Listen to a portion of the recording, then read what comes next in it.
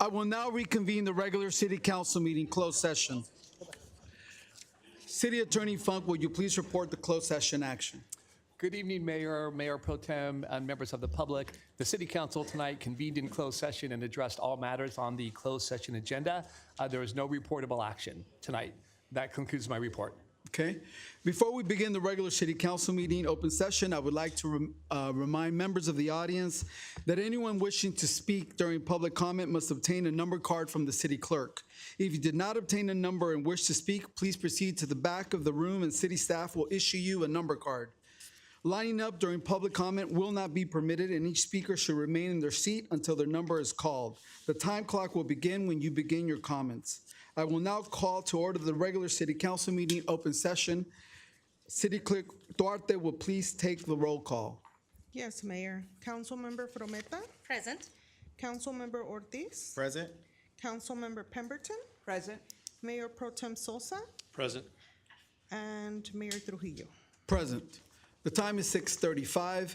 At this time, if you please join us for the invocation, and please help us welcome Pastor Chris Farmasaran from the Downey Seventh-day Adventist Church. Thank you for being here, sir.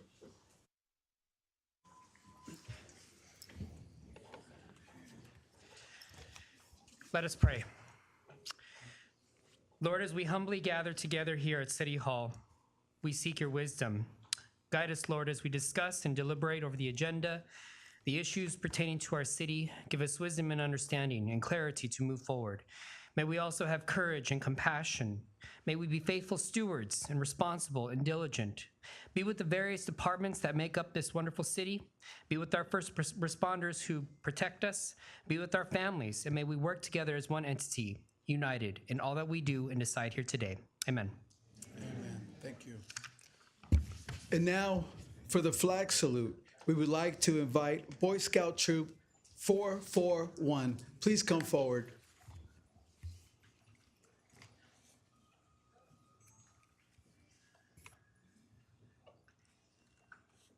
Color guard, forward, march.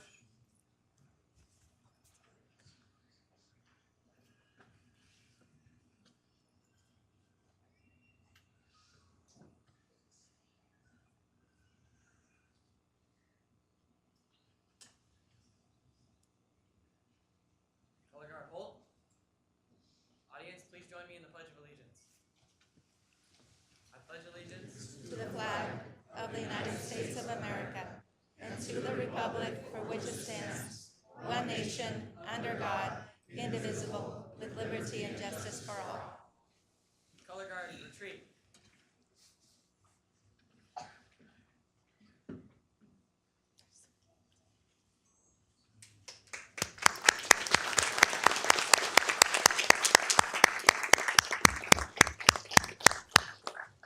Please be seated.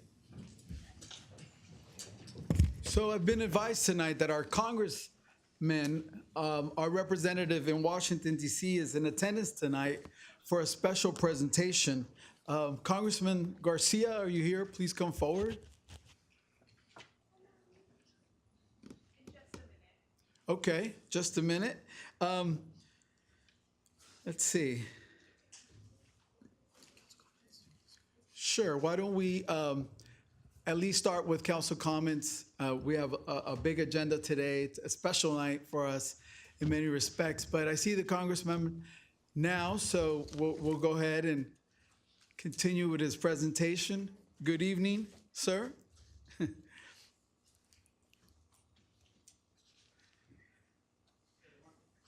If I just, point of personal privilege, I've known our member of Congress, Robert, since before he was a council member in Long Beach. I consider him a dear friend, and it is an honor to have you representing us in Washington, D.C. I follow you on social media, and I hear you and I see you fighting for us. So it is an honor for us to have you here, Mr. Garcia. Thank you. Thank you very much. I know that first, I just want to thank all of you for obviously this incredible just civic attendance, and I especially want to thank the entire Downey City Council and team. Honestly, of all the amazing cities I've had the chance now to represent for a year, what's the most impressive about getting to know Downey is how much civic pride everybody in this community has for the city. People in Downey love living in Downey and love the community, and that's, I think, very well reflected in your team and in the city council and in the mayor as well. I was just stopping by. Sorry if I have my back to all you guys, but I was just stopping by to do two things. The first is just to say thank you for the incredible work that you all do advocating for Downey in Washington, D.C. And I had brought for the city this flag. We actually flew this flag in honor of Downey atop of the United States Capitol. And so this flag flew on top of the Capitol and on behalf of Downey, and I wanted to make sure I brought it to all of you, Mr. Mayor, for all of you, to show you, and you guys can put it wherever you'd like. And then second, just to update everyone in that we're working really hard and we'll have the final number as well as the appropriation in March in just another month. But we're working hard in bringing federal dollars to rebuild and help rebuild and fix the YMCA here in Downey as well. And I know that's a priority for the city council and for the city. And so we're doing everything we can to help as well. And so I know you all have a very long program. Just my final thing I'll say before you all get started with the meeting is one thing about DC. I was mayor of Long Beach for 8 years before I took over in Congress. And so I know how hard this job is. It's a very hard job to help to run a city and to help run a city. In Congress, as you all know, it's often more partisan. Like there's a lot more fighting, there's a lot more back and forth between people and opinions. And while that exists at the city, you know, cities are nonpartisan and you work together for the same result. The one thing I'll just say that regardless of all of our opinions or political positions in DC, the one thing I remind people of is at the end of the day, we're all Americans. We might have different opinions, but we all love this country deeply. We all love our communities deeply. And we all, while we may disagree, still live in the best country on earth. And we should be very grateful.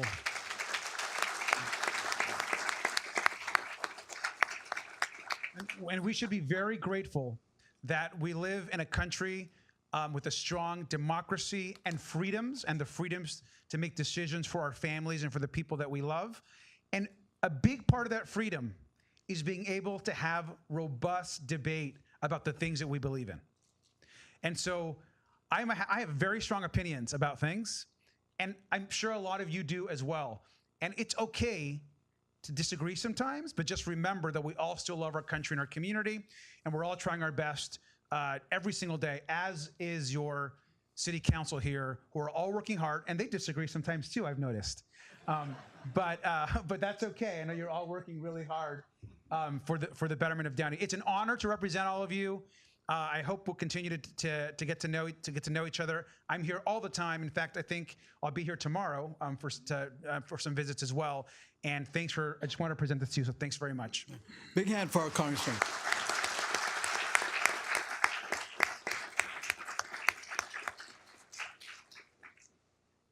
This is my casual week look when I'm not in DC, so I apologize.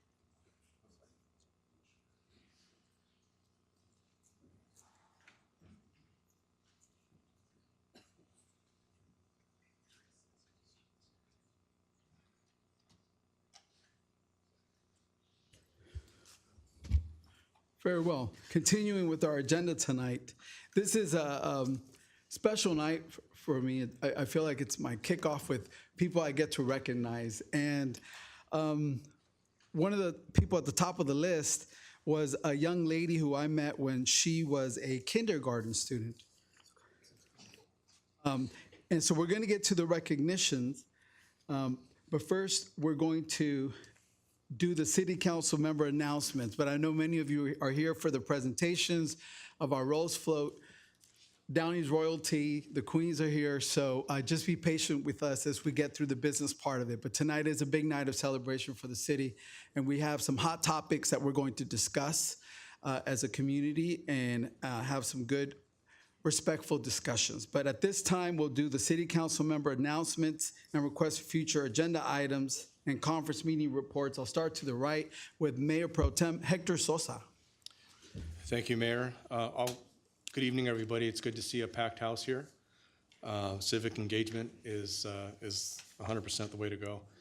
I just want to mention that I did attend a couple of events. We are part of the Independent Cities Association, and I'm a board member representing Downey for that organization. We had a board meeting a couple weeks back, and we are a proud independent city as we have our own fire and police departments that we're very proud of. And what the ICA, Independent Cities Association, supports or emphasizes public safety, economy, and infrastructure with an emphasis on public safety. So I will continue to provide updates in what we hear from this organization and from the 40 plus cities that are part of this that relate to those topics and the city of Downey. I also had a chance to attend the Downey Symphony performance for close to, I believe, 1,300 Downey Unified fifth graders. That was a pretty cool experience, and just to see how the kids were excited to learn more about music and just see their reactions when they learn about the different instruments behind the symphony. So again, I'll keep my comments short, and it's good to see everybody here. Thank you. That concludes my comments. Thank you, Mayor Pro Tem. Councilwoman Pemberton. Yes, thank you, Mayor Trujillo. My comments, I can read quick, but I have them written out. I like to welcome all of you. It's a full house. It's so many familiar faces. Thank you for coming out and for the awards that you're going to get. I attended our youth commission meeting. I want to note that we have a youth commission for 12 high school students who volunteer between our high schools. Thank you for the students for volunteering and making your voices be heard. I also met our Keep Downey Beautiful coordinator, Madeline, attended a cleanup she had on Saturday. We're going to work together to get the word out. Hopefully the youth commissioners can do that as well at the high schools. We do need more attendees. There's going to be the next cleanup is February 10th at 9 a.m. It's just 1 hour. It's behind the JCPenney Auto Center on Cecilia. And in the back of the room, if you'd like to pick up, I've asked her, she put some brochures and handouts, and you can spread the word to get involved in our community. I also attended the YMCA Los Angeles annual Martin Luther King breakfast on last Friday to honor his legacy for civil rights. The YMCAs, as you know, do so much for the community they serve, and I'm certainly looking forward to our Downey YMCA newly built next year. I attended the symphony as Mayor Pro Tem Sosa said. And Saturday was we were invited with my council colleague here to a meet and greet with Janice Hahn at Amapola, voicing our concerns. The residents were able to talk to her one-on-one, namely also with housing for the homeless. I mentioned to her about looking deeply into Norwalk Metropolitan State Hospital. As we know, that's been there for decades. I think they can serve a lot more, and she will. And attended last night the mayor transition ceremony for Bellflower, the city of Bellflower, and learned some of the things they did there as well. I also would like to thank Ms. Witron and the department, the Community Development Department, the task force she has out there with code enforcement. Our public works, our 3rd Street looks good. You know, we always have complaints, but we never say what's good. But 3rd Street's looking really good. Code enforcement is going on their cleanups 2 times a week, getting rid of a lot of trash. We saw a lot of pictures for that. And also we have some foot patrol in the downtown Downey area for safety. I'd like to ask City Manager maybe a follow-up on a couple of these items. There's shopping carts, a lot of shopping carts. We used to have a service. I'd like to see if we do have a service and maybe get those taken off of our streets and have an update of what we're doing on shopping carts. I'd also like to find out what our minimum distance requirements are for bars and establishments that have music or entertainments? What's the distance for schools, and what's the distance for residences? And currently, what is the distance from our Ojos Locos from Downey High and from Regent Terrace? If you could come back with that information. And then just, will we be having a staff report on the state of staffing with the Downey Police Department? I'd like to see how we are there in filling many vacancies. So I will save a lot of these other comments. Oh, I'm sorry, I'm gonna do two more, I'm sorry. The Veterans Memorial out front. Could we have a small plaque above that memorial that says Vietnam War? It was requested by one of our veterans, Mr. Squire, and I'd like to follow up with that. And lastly, over at FURMAN Park, a Betty Gold steel sculpture. Mr. Manzia brought it to our attention. It needs refinishing and painting. If we could look at that at FURMAN Park. And as Dr. King said in closing, everybody can be great because everybody can serve. This is our call to action. Thank you for it. Thank you, Councilwoman Pemberton. And now to my left, Councilmember Ortiz. Thank you, Mayor. Good evening, everybody. It's really nice to have everybody here. I'll keep my comments short today, too. From our last meeting, I also attended our Supervisor Janice Hahn's event called Supervisor at Your Supermarket at Tamapula with my council member, Dorothy Pemberton. Me and Dorothy really had a good conversation with her on how we can work together to tackle the homeless crisis. And tomorrow, me and a majority of my council colleagues are leaving to the Mayor and Council Academy and excited to present to you all what we learned at our next meeting. A little shout out to our a new restaurant that came to the city of Downey, the Chicken Coop. I was invited to their family and friends soft opening, and if I may say so, their food is very delicious, so I invite you all to go. Please try them out. Another shout out to the Downey Rose Float. I'm happy they're here. I am part of the board, and honestly, I feel like it's family, so I'm so proud of what we accomplished. And a special thank you to Jeremy for everything you've done and everything you've done for the Rose Float, so if we can give him a round of applause.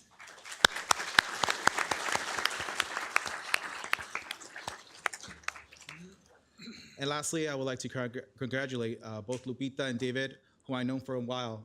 Congratulations on your words. So I'm so happy for you guys. And with that, I conclude my comments. Thank you. Councilwoman Frometa. Thank you. I would like to keep my comments short, but first I want to say welcome to your city council meeting. I always say engaged communities are strong communities, and this is a great example of that.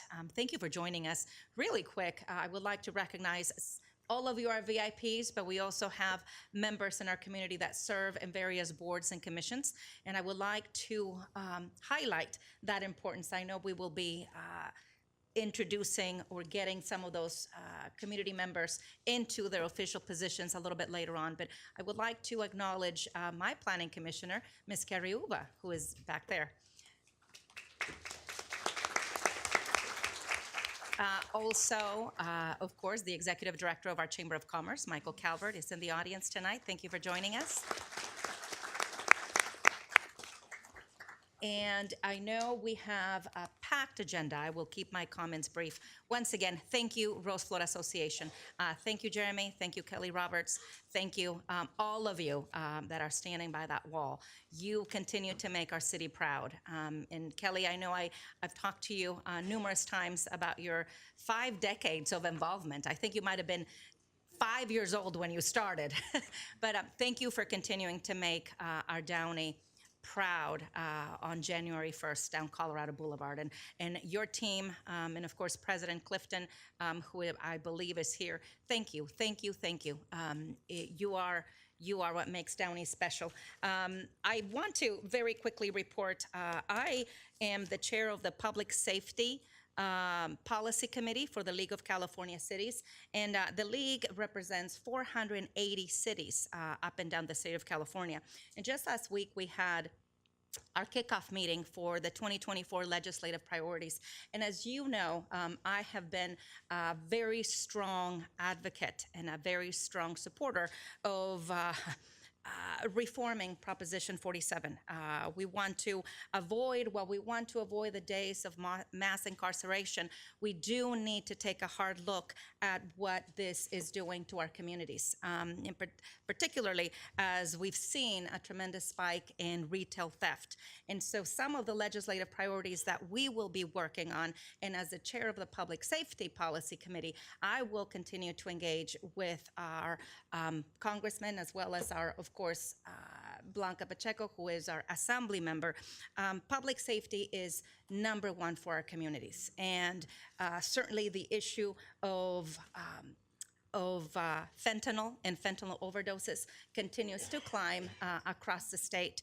And those are some of the things that I will continue to work on behalf of Downey, representing Downey in our state, to make sure that as this election year moves on, we have a very short window to talk about what the legislative priorities and what legislation we want to touch on in Sacramento. And so I will be keeping you all updated on those policies and that legislation moving forward. As my council member colleague Pemberton mentioned, it is really critical that we have members of the community participate in the monthly cleanups, the Keep Downey Beautiful campaign. These are critical to our community, and I know we have a lot of students in attendance tonight. Many of you perhaps need volunteer hours, and every month on a Saturday, it is the second Saturday of the month, for 1 hour. In every month, the location changes. As was mentioned earlier, on February 9th, on February 10th, Saturday at 9 a.m., the Keep Downey Beautiful will be at the Complete Auto Care, Firestone Complete Auto Care by the Stonewood Mall. And I encourage you to get involved and join us. Having said all this, I think my council members are on track with some of the issues that we want to be tackling. And I just want to say thank you to our Public Works and Community Development for continuing to move forward those priorities. And our police and fire, thank you for the work that you continue to do. With that, that'll conclude my comments. And I think we've got some presentations. Yes, but before we get to those, just a couple of items that I wanted to report out. I also had an opportunity to visit our new chicken coop. The chicken coop is located at 10,000 Paramount Boulevard, right across the street from Tacos Gavilan, down from the Burger King by Florence and Paramount. So please try the chicken coop. It's very affordable. They have a full bar if you want to drink. They have a happy hour, but the food is really good and healthy, I must say. I also had an opportunity today to visit the Coca-Cola plant along with our city manager, Roger Bradley. Really impressed with all the work they're doing in terms of sustainability and reducing emissions with the number of trucks that come in and out of this facility and go through our streets. We're always concerned about pollution in the air, and I'm happy to report that they are at the forefront of using renewable energy for those trucks. They have 20 new fully electric trucks, so kudos to Coca-Cola. More to come on them. A couple of things I would like the staff to look into. When I had an opportunity to visit Zapopan, Jalisco, I visited their police headquarters, and they have a program called the Pulse of Life. It's a keychain device that they give to all women or victims of domestic violence for at least 60 days after the initial incident. Studies show that repeat offenders will come back within 60 days, and mostly women, because it's usually women, have this keychain that they can just press the button. The police have a profile. They know who that keychain belongs to. They know who the perpetrator is, and they respond immediately. So it's called the Pulse of Life. I would like to see if we could bring that program to Downey. The next thing I would like to request, may I have a second on that? Second. Thank you. The next thing is 4th of July. I think it's time we start looking into Downey having its own 4th of July celebration, and I would love to partner with perhaps the Chamber of Commerce to do that. So if we can have the staff start looking into how do we do something to celebrate the 4th of July. I know we've had private nonprofit groups doing the fireworks. That's great, but maybe a parade, some celebration for our community would be great. Can I have a second for that? Second. Thank you. With that, that concludes our comments and future agenda items, and I will now turn it over to City Manager for his comments. Mr. Bradley. Thank you, Mayor. Just quickly want to recap a couple of action items that were presented tonight. Shopping carts being the process for dealing with shopping carts in the community. I'm happy to provide an update on that.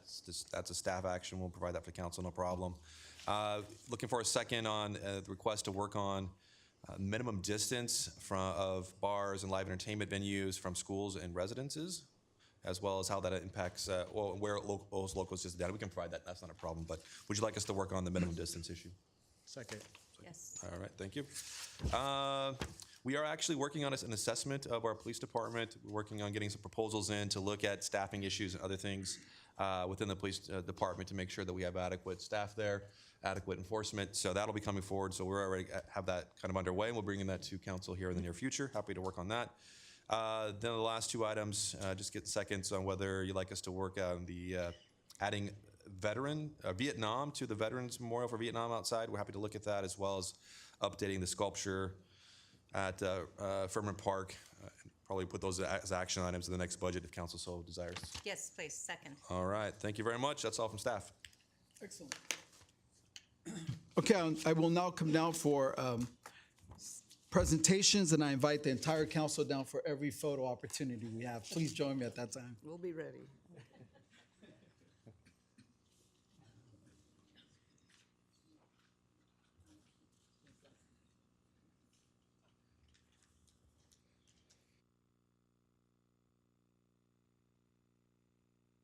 It's on? Yes?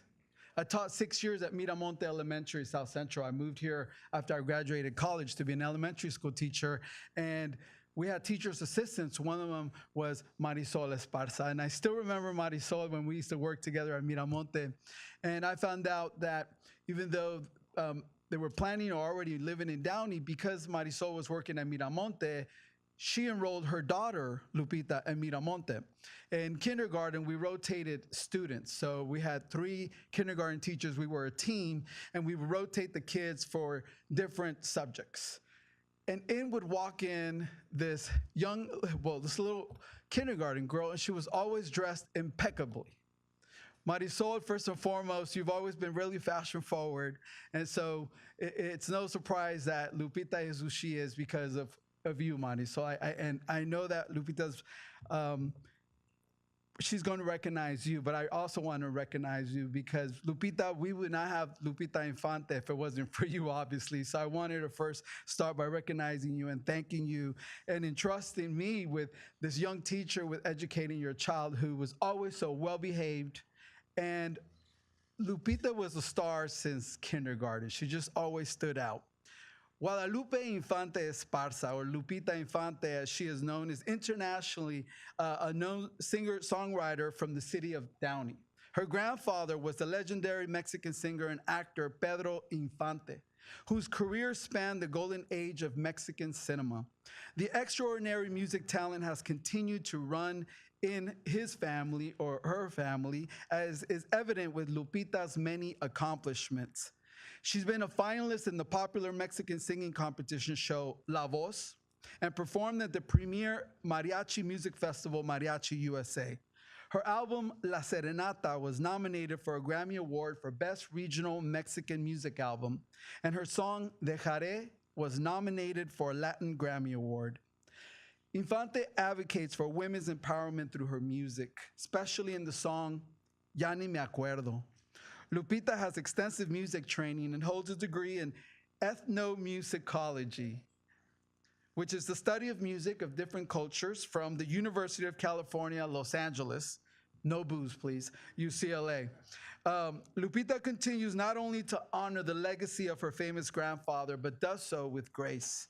An exceptional talent on her own, giving way for generations of fans to enjoy and celebrate mariachi music. I recently saw your post how you were engaging with the mariachi students across the street at the high school. Thank you for being here and for staying here. We know that you could be living in Hollywood, living elsewhere, but you choose to stay with us, and we appreciate that. So we are very Downey proud of our Downey resident and neighbor. Please help me recognize Lupita Infante.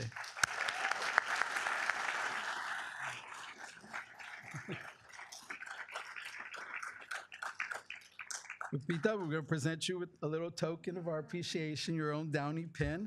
And in recognition of your distinguished musical career and unwavering involvement with the city of Downey, your exceptional talent and dedication to the music arts have enriched the cultural fabric of our community. Muchísimas gracias. Thank you. Could you say a few words? Yes. Please. Well, first of all, I just want to say thank you so much. This means so much to me. I love this city. I mean, I keep to myself, and I live in District 1, or South Downey, por allá.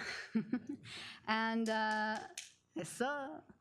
And I'm just, I share this award with my mother because she came to Downey because she wanted me to have a better education. She wanted me to come to the Downey schools. She wanted me to have a yard to play in. And she bought a duplex, and I'm her neighbor. She's my landlord right now. And I wouldn't have it any other way. Music, it's a tough career to want to live off of the arts. It's very, very tough. And I wouldn't have been able to do it without my family, my tia, my tío, my mom, my husband. So I'm just very thankful to all of you, to my community, for offering programs that I was a part of. I was always in dance, in music classes, in the Parks and Recreation. It just means so much to me to be able to stay in this community, and hopefully, you know, with the small platform that keeps growing, I hope that I can use that platform in some way to be a positive force for this community that I love so much. So, vente más para que te tomes una foto. Thank you so much. Thank you.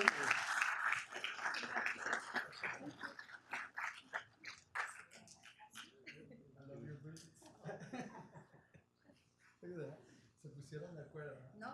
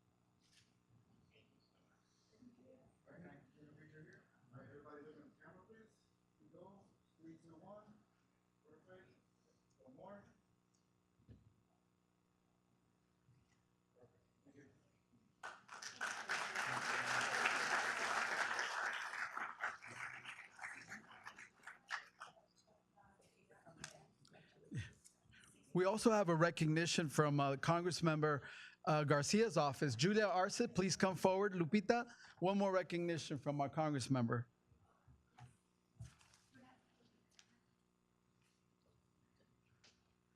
Good evening, everyone. Good evening, Lupita. My name is Julia. I'm Congressman Robert Garcia's field representative covering the city of Downey. Unfortunately, he couldn't stay for the entire presentation, but he wanted to make sure that we recognized you and thanked you for your contribution to music, the arts, and entertainment. So congratulations.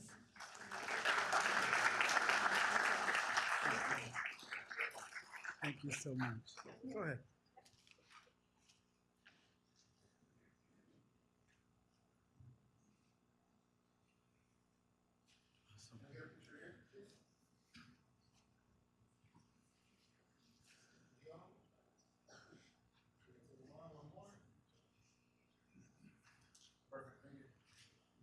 Gracias, Lupita. Okay. Now we have another award-winning, this one's an organization that I'm very proud of. I remember as a kid, at least in my household, even though my mom only spoke Spanish, we would wake up New Year's Day to watch this parade on TV. So I had an idea where Pasadena was, and all these beautiful parades and marching bands and the horses. And never did I think that I would be the mayor one day of an award-winning Rose Float. So this is a special night for me because I've always enjoyed these amazing Rose Floats. And to have an award-winning Rose Float in our city during my mayoral year is very exciting. I remember getting the text from Jeremy. I was visiting family in Jalisco, and he says, hey, we won. We got this award. And I got excited. I was like, whoa, this is really cool. So right away, I said, we have to recognize him. So tonight, if you help me recognize the Downey Rose Float Association, they design and build a captivating float every year, showcasing the creativity and craftsmanship of Downey's residents. It is entirely volunteer driven. They take volunteers. Please go and participate. It's so cool to be able to put some pedals on and something. And then when you see the float, you're like, whoa, I did that. So your families, your kids, please look up the Rose Float Association and please become a member.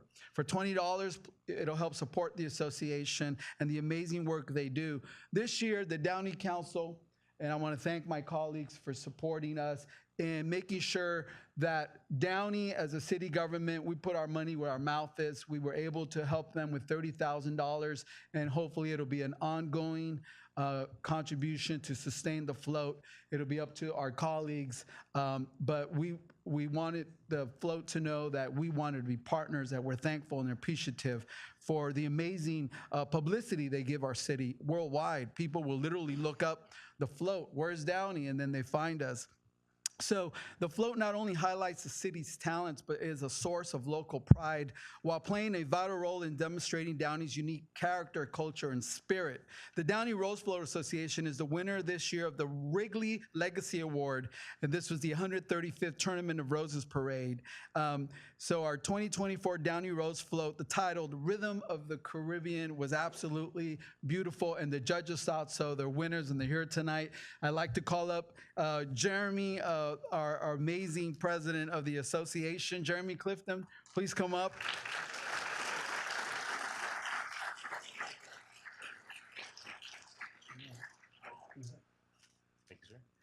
Congratulations. The number of hours that you give away from your family to give to the float and to our city does not go unrecognized, Jeremy. We appreciate you. We would like you to call forward to your board and whoever else is being presented tonight with the certificates. Come on, everybody. So I'm going to say some names. Jeremy Clifton, Alfredo Velez, Kathy Ledesma, help me, Julie Ledesma, Sarah Robeson, Jennifer Decay, our Downey Patriot editor, Christopher Assis, Jason Browning, George Red Fox, Amazing Designs, Kelly Roberts, Horacio Ortiz, Reggie Donahue, Pam Chambers. Let's get some people on this side. Where's Reggie? There she comes. Pam Chambers, Danielle Story, Ray Irwin, Aaron Story, Chris Story. Give it up for the Story family, man. Jonathan Kurtz, Jason Red Fox, Jonathan Browning, Jason Yost, Mike Negrete. Where's Mike? They're hiding again. There he is. Robert Bebo Abraham, Cecil Francis, Renee Phillips, Einstein, Bananas Brown. They are actually in the Caribbean right now. And Rafael Sanchez III. All right, let's give it up for the Downey Rose Float Association. Let's get a picture.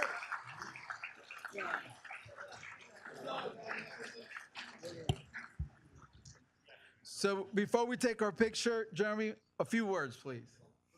First, I'd like to thank my board, the community, and the Downey Police Department who's hiding back there. Hopefully Scott gets a job as captain, or chief, excuse me. But no, I really want to thank the chamber. 2 years ago, they decided they could help fund us, which they did, which tremendously helped us council. I'm sorry. I hate speaking. Claudia and Mr. Mayor Mario came together and discussed it 2 years ago, and we were able to get everybody else on board and help us get funding, and they're able to do it again this year. And I'll tell you what, it helped tremendously, and I want to thank you guys all personally. So thank you, everybody.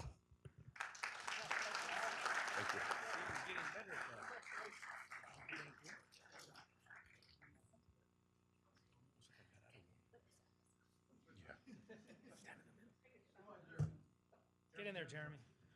I'm gonna pull this back.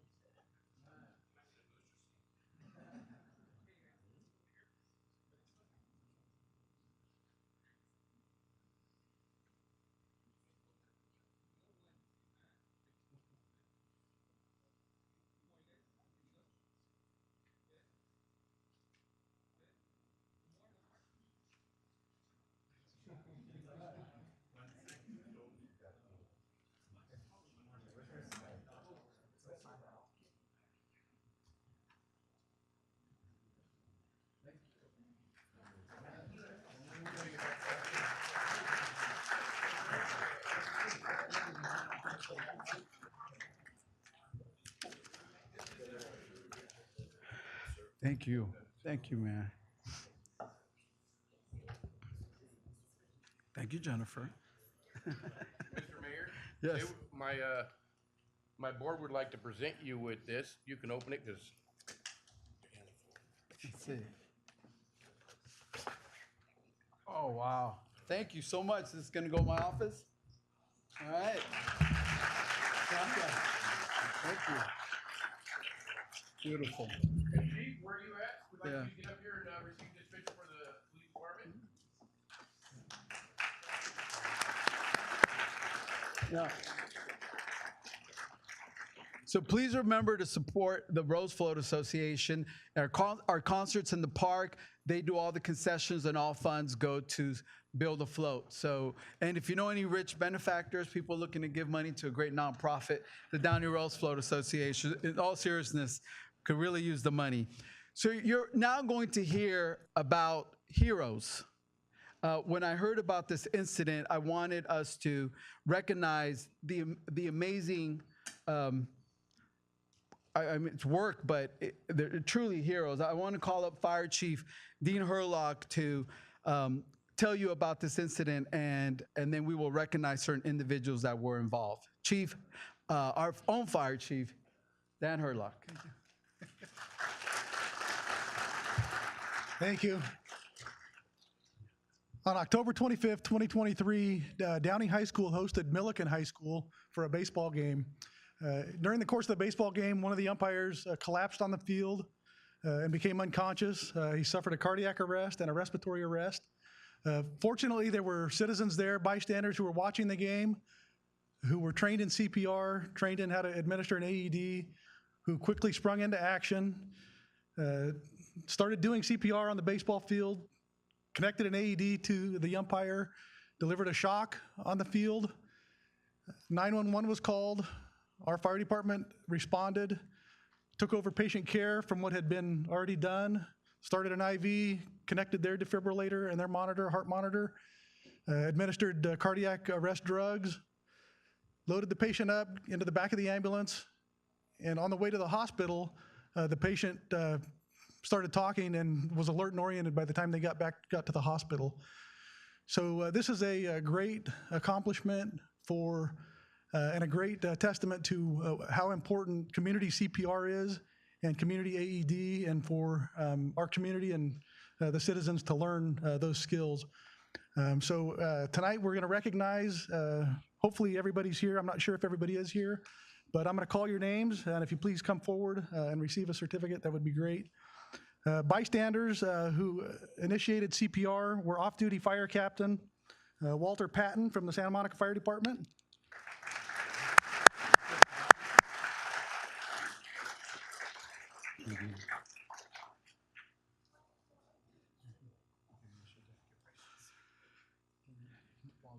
Keisha Pack, off-duty nurse from Ronald Reagan Medical Center. I don't know if Keisha's here. I didn't meet her earlier. All right, doesn't look like Keisha is here. No, you're okay. We'll get that to her. Thank you. Our fire department crews that were on scene, Fire Captain Anastasio Rios.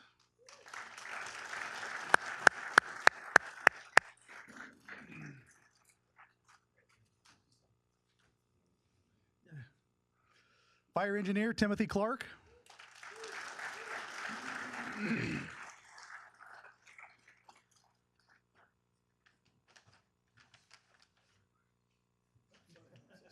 Sorry. Firefighter Paramedic Sean Moffett.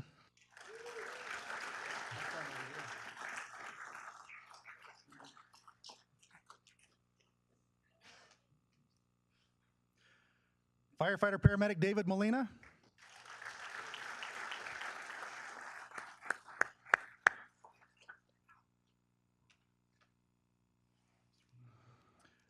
Ambulance Operator Trey Manafiega.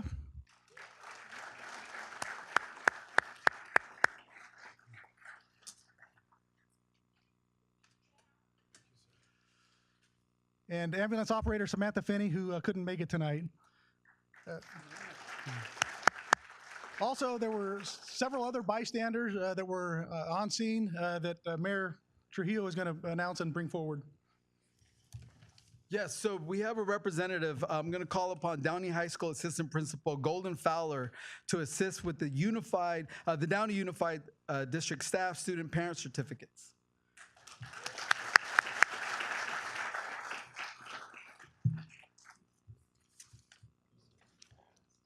So the first staff member from Downey High School. So everyone that I'm announcing was part of the life-saving of the umpire. Tom Houts, the principal of Downey High School, he's not in attendance tonight. Myself, Golden Fowler. Our athletic trainer, Chris Zazal.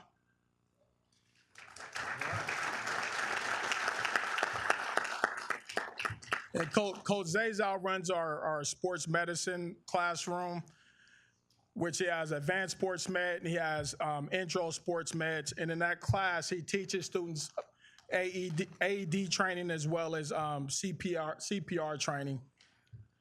And Coach Z was actually the one who administered the AED to the umpire. Coach Jess Gonzalez. Coach Jess Gonzalez, our baseball coach.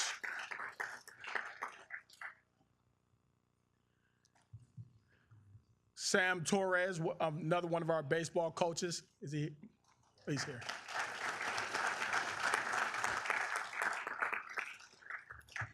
The Downey High School Athletic Director, Mark Rand.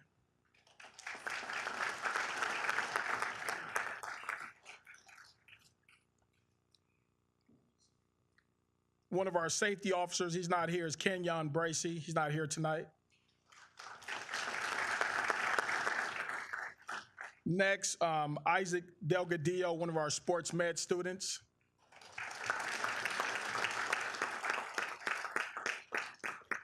And Isaac is also on the baseball team. He was actually the young man who ran from the baseball field during the incident to get Coach Z so we could get Coach Z over to the baseball field with the AED.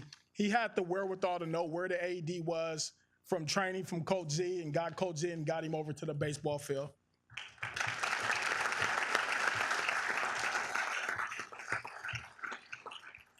And Richard Keonis, baseball booster, club parent.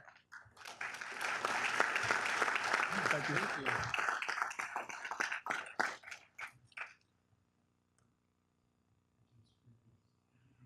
If we can get a group shot. Here's, and I'll let you take these, okay? There's one with my name. Yeah, yours. Yeah, all right, I'll take them. Oh, I got it. Thank you very much. Oh, we're going, okay. Oh, we're behind it. We're behind the.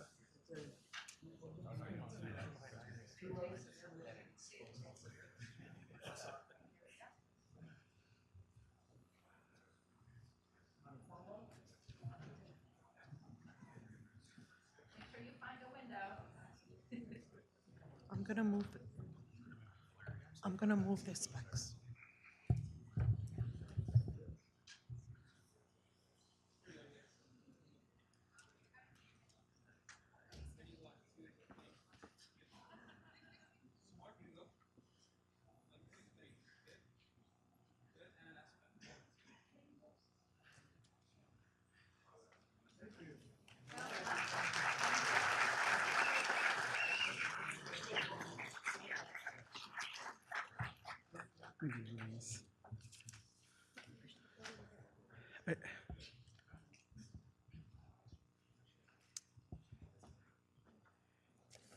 And now we have a presentation for the Queens of Downey.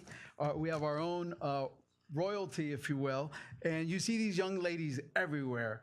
Thank you to the parents who give up their time to have the girls and the boys go through this process to be selected.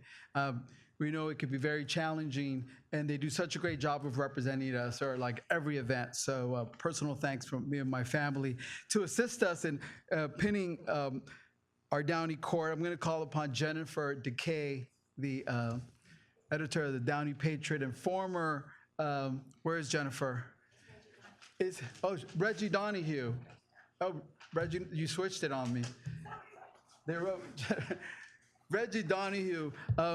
Our daughters used to go to school together, and Caitlin participated in the Downey court process. If you haven't done it, if you have a daughter or a son, look into it. It's a really great process, and they have a great time going through the pageant. So Reggie, tell us a little bit about Miss Downey Court, and let's give them some pins. Okay, I wasn't prepared, but these are some of the hardest working young ladies, young men also in our city. They're busy, they're dedicated, they work hard. At the drop, I say, hey, we need to go help here, and they're there. We're gonna get very involved in the cleanup. Great. We're gonna commit to that. This year we have our Miss Downey Court. We have our Miss Court, Teen Court, Junior Court, and Little Court. But this year we have a Mr. Downey Court, which has been so exciting. And these guys are working just as hard as the girls. And so I'm excited for them to receive this acknowledgement. I just adore them all. So Do you want me to comment? You got we'll the name? You can say call the yours. members. Ava Miranda, Miss Downey 2024. Elijah Dubon, Miss Downey Princess. Zarina Kinshasa, Miss Downey Princess. Mia Mount, Miss Downey Princess. Molly Newman, Miss Downey Princess. Madison Vega, Miss Teen Downey. Alisa Estrada, Miss Teen Downey Princess. Alisa Makowicz, Miss Teen Downey Princess. Melanie Silva, Miss Teen Downey Princess. Layla Simonian, Junior Miss Downey. Sophia Anaya, Junior Miss Downey Princess. Gianna Otto, Junior Miss Downey Princess. Emery Perez, Junior Miss Downey Princess. Kersey Newman, Little Miss Downey.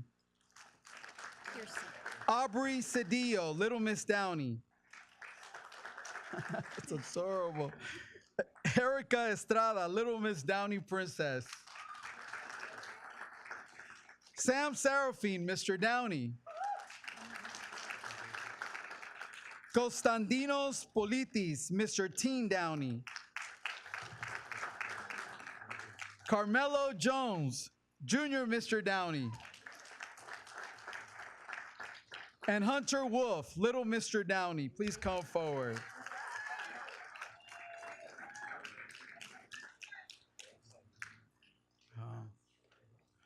All right, let's take a picture.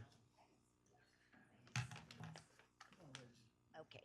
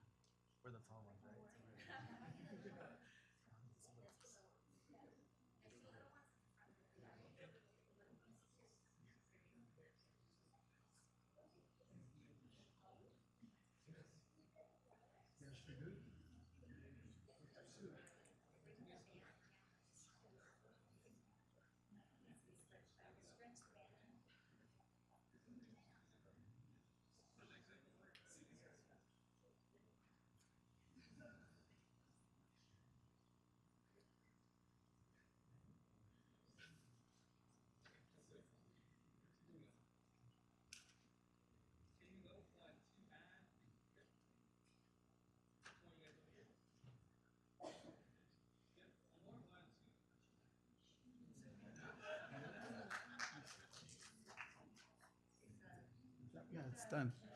Oh, I thought we were done.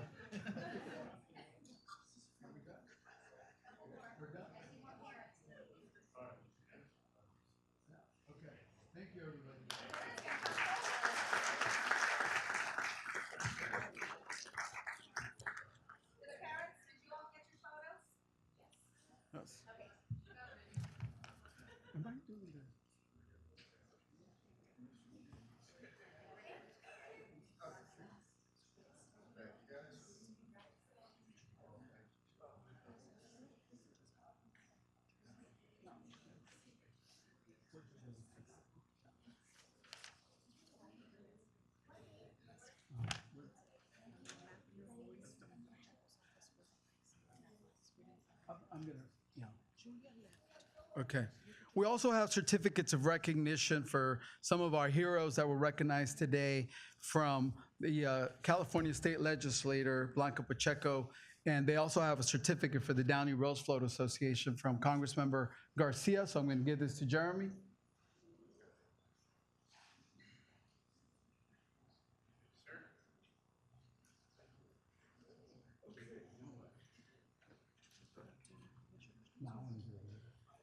Is that okay? Yeah. Okay. All right, so we're going to continue with the meeting. I just want to check in with you. We've been here for 1 hour. My goal is 8:30. I want to have 2-hour council meetings. Let's go.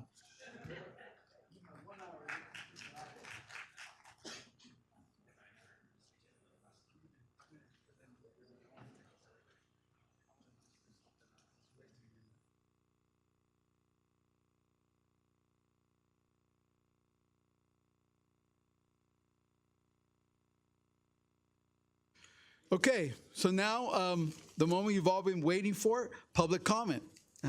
I will now take public comment on agenda, consent calendar, and non-agenda items.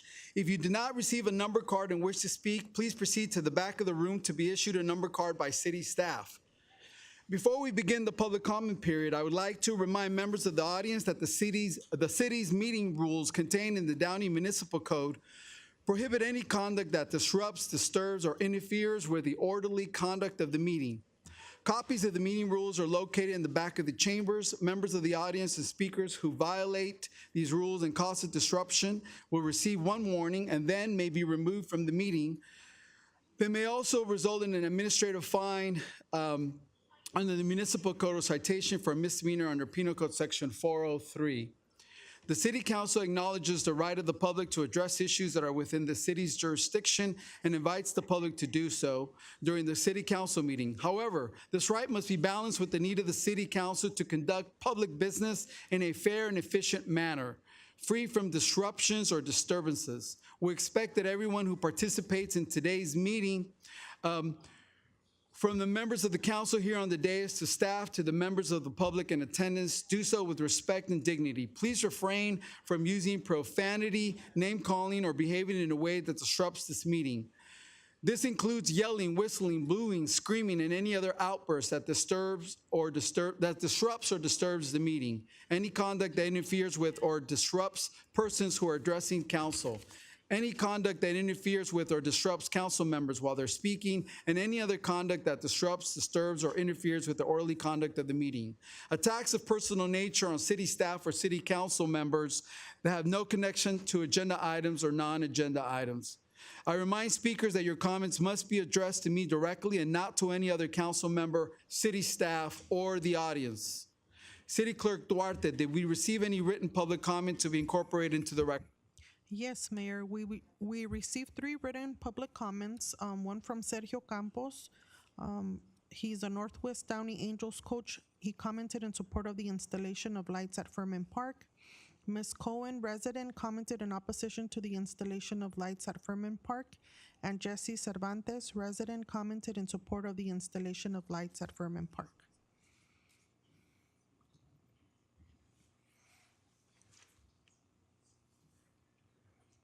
Items 6 and 7 will be incorporated into the agenda as we follow. I just wanted to get to public comments to break up all the presentations, okay? So just bear with us. We haven't forgotten 6 and 7. Okay, City Clerk Duarte, how many speakers have taken a number? We have a total of 21 so far, Mayor. Okay, based on the number of speakers, and I hope everyone understands, each speaker will have 2 minutes to address the City Council. I remind all speakers that you must remain seated until your number is called. Speaker number 1, please come forward.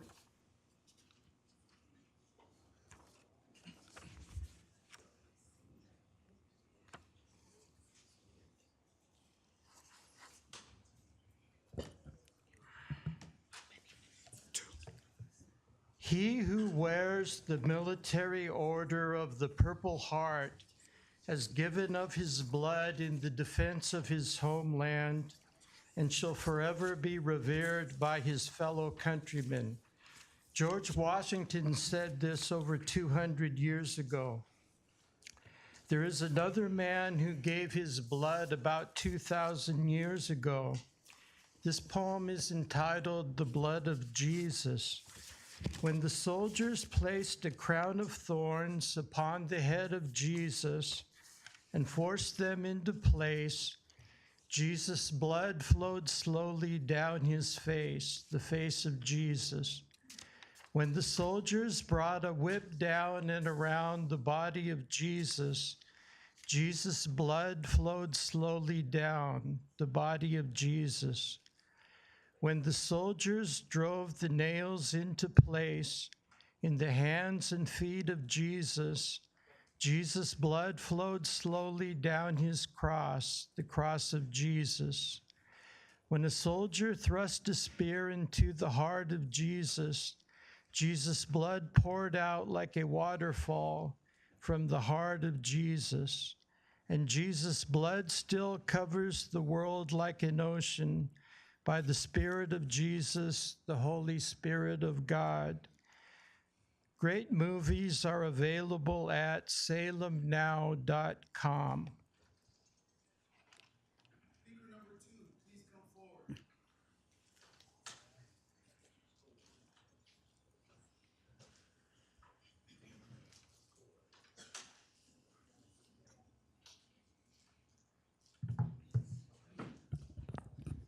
Good evening, Mayor, fellow council members, and city staff.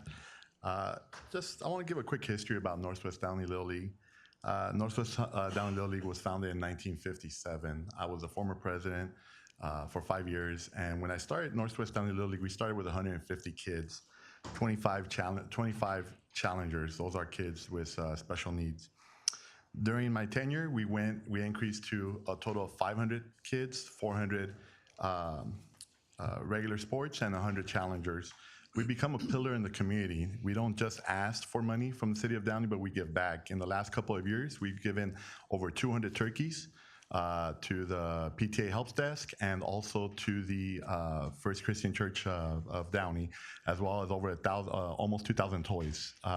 We've given over $5,000 to our Challenger divisions, to our families, to help them with scholarships for a transition of school. So the reason I bring all that up is the lights. Obviously, it really baffles me and it's disheartening that now we've gone up to 500 kids, and I understand the residents that may think that it's a nuisance, but during COVID, some of the things that people aren't aware or don't talk about is kids were suffering from depression, obesity, suicide. Sports is a great way, it's an avenue for our children in a pathway to success. Keeps them from fentanyl. We talk about fentanyl, we talk about gangs. It disheartens me every season that we're not able to take on more kids. Now, quickly, I want to go ahead and talk about, and this may talk about some myths. We will not be playing till 11 p.m. We have automatic lights. We want to stay till about 8:30. We don't have travel ball teams. Okay, some travel ball teams do jump onto our fields, as someone was fighting with me about unlocking the gates, and we try to dissuade them from jumping onto our fields. But again, the lights will be moved towards away from the residents, so it's not going to be a bothersome to them. Safety and security, and I'm sorry I ran out of time, I only had 2 minutes, but thank you for your time. Thank you, Mr. Wyatt. Speaker number 3, please come forward.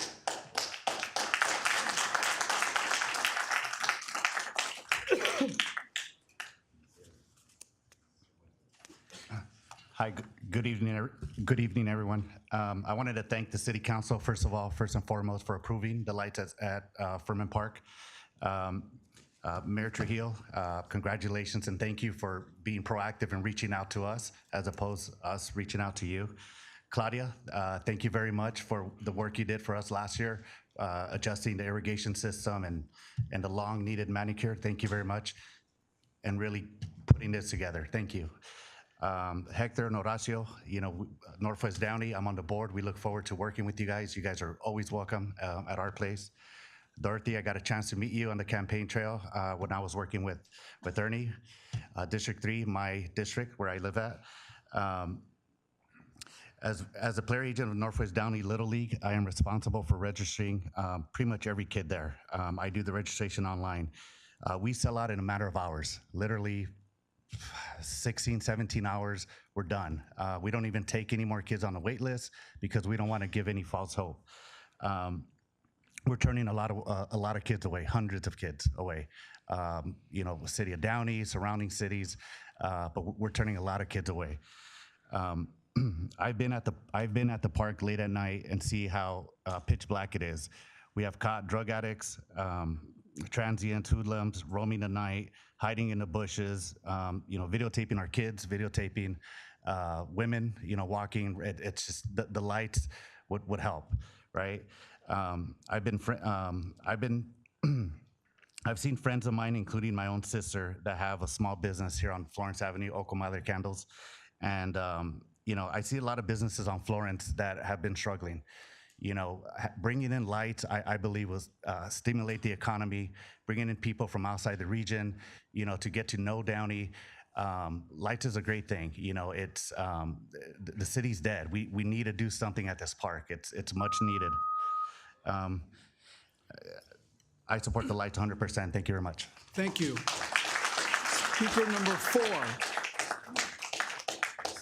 Speaker number 4, please come forward.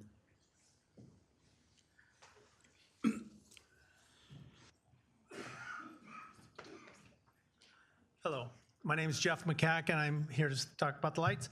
So I was involved with Northwest Downey Little League when my son was growing up for 8 years. I was a coach, and I was the field manager for 7 of those years.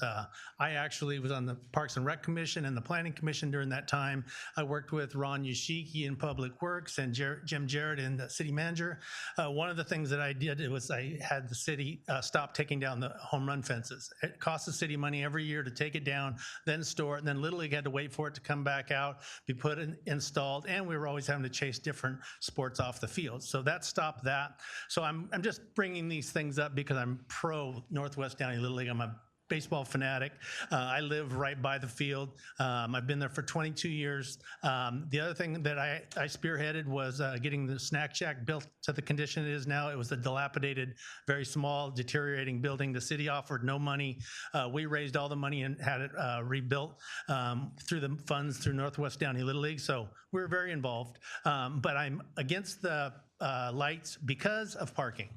We already have Little League, which is Americana on the weekends and through you know, February to July, great. But now with if lights go in, it's going to be year round. It's going to be travel ball. My son played travel ball. I get it, but it's just I don't care about so much about the lights. It's just that I like to be able to park in front of my own house and have people over. And if they're going to have fields or games go until 10 o'clock every night, we can't park in front of our own house. That's my biggest issue. And my neighbors all feel the same way. So we're impacted that way. It's nice to have people come over your house and not tell them they have to park 2 blocks away. It's a concert in the park every night. So that's what it would be like. Again, I'm all for Little League. I'm a baseball guy. But it's the parking issue. If they could put a new parking lot in front of the park, that'd be great. Have them go that way instead of through Cherokee. Perfect. I'm done. Thank you. Thank you. Next speaker, number 5. Or is it 6?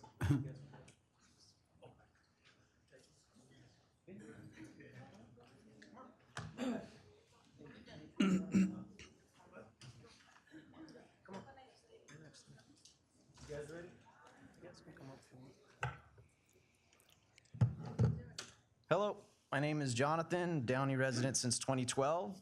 These kids right here next to me and others in the audience, they willingly leave their electronic devices behind at home to come out and play a sport they love, America's pastime. These are special kids. They're kids that receive awards at their respective schools for character, honor, and respect. I know one of Downey's main initiatives is to stay, but parents are taking their talented players and leaving our program because of the lack of lights. They're transferring to neighboring cities because we don't have the amenities at FURMAN Park. The city of Downey is known for their engineering prowess and innovative use of technology, but we're not moving forward. We've been stuck in the dark ages at FURMAN. We've had generations of baseball players come through this program, and when I talk to them today, The first question they ask me, does Furman have lights yet? I put my head down and I say, nope. It simply doesn't make any sense. Considering that nearby parks also have lights, we have lights to illuminate the pickleball courts and the walking areas at Furman, but we don't for the baseball fields. It feels like other parks and other little leagues are thriving and we have to sacrifice. These players don't deserve that. I don't know if any of the players behind me will ever have the chance to play under the lights at Furman, but please do it for their kids and their kids' kids. It's about future generations that we at Northwest Downey, as managers and coaches, develop into young men and women to contribute to our society going forward. According to the City of Downey website, the mission is to continuously improve the quality of life for the Downey community. Please do the right thing and install lights at Furman. Let's give our community reasons to stay. Thank you. Thank you. Speaker number 6, please come forward.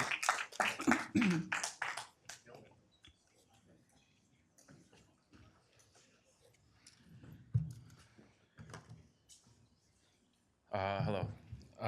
My name is Chris Lowe. I am the current president of Northwest Downey, and I'll keep it probably shorter, but this year alone, we had to turn away over 100 kids because we just don't have the field space without going over into the night. The coaches have limited practices with the kids. The kids just have limited times on the field because of the light restraint. I'm usually the first one at the park, so I'm usually the one that sees the people laying on the benches or the stuff in the dugouts, all that stuff, lights would help, you know, if keep those people away, so we wouldn't have those issues.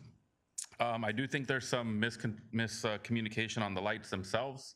I think the technology is better now. People need to understand that they won't be shining into people's backyards. They stay on the fields. It's way better technology than back in the day. We do not play travel ball at Furman Park, so we will not be playing until 11 o'clock at night. We will definitely stick to the time constraint of 9 p.m., just like Rio San Gabriel and Independence. Furman is one of the only baseball field parks in Downey without lights. So it makes a lot of sense that we get the lights, and all these kids would appreciate it, including all the volunteers that to coach these kids. They get better opportunities to coach them. So that's all. Thank you. Thank you. Speaker number 7, please come forward.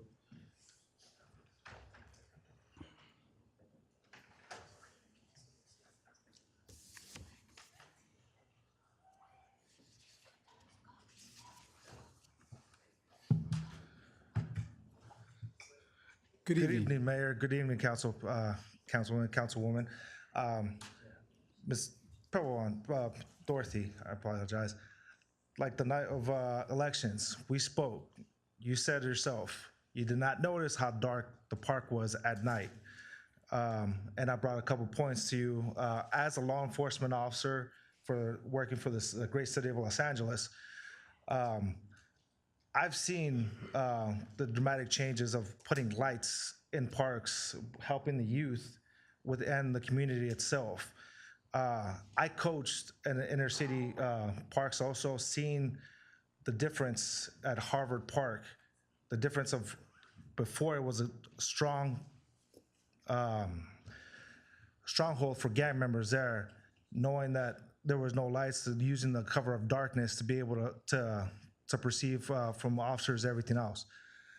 Bringing the lights to Furman Park not only gives the opportunity for these kids to continue the practice what they want to play baseball, but also gives the opportunity for other community members to be out later during the day, after work, being at the park to be able to be able to enjoy the scenery, not only having the kids playing out there, getting to know other community members. As part of the board for the Northwest Downey, I've met other community members there at the park, asking them about the lights. They're very encouraging. They want the lights to come up. They want the kids to continue to play, continue to practice. You never know. One of these kids right here you might see might be an MLB player like like Trujillo for the shortstop for the Colorado Rockies that graduated from Warren High School. You never know. You probably see one of these kids. You'll probably be giving them an award for recognition at a later date if we continue to have the lights at the park. Give these kids the opportunity to continue playing and practicing. Yes. Oh, got it. Perfect. Speaker number 8.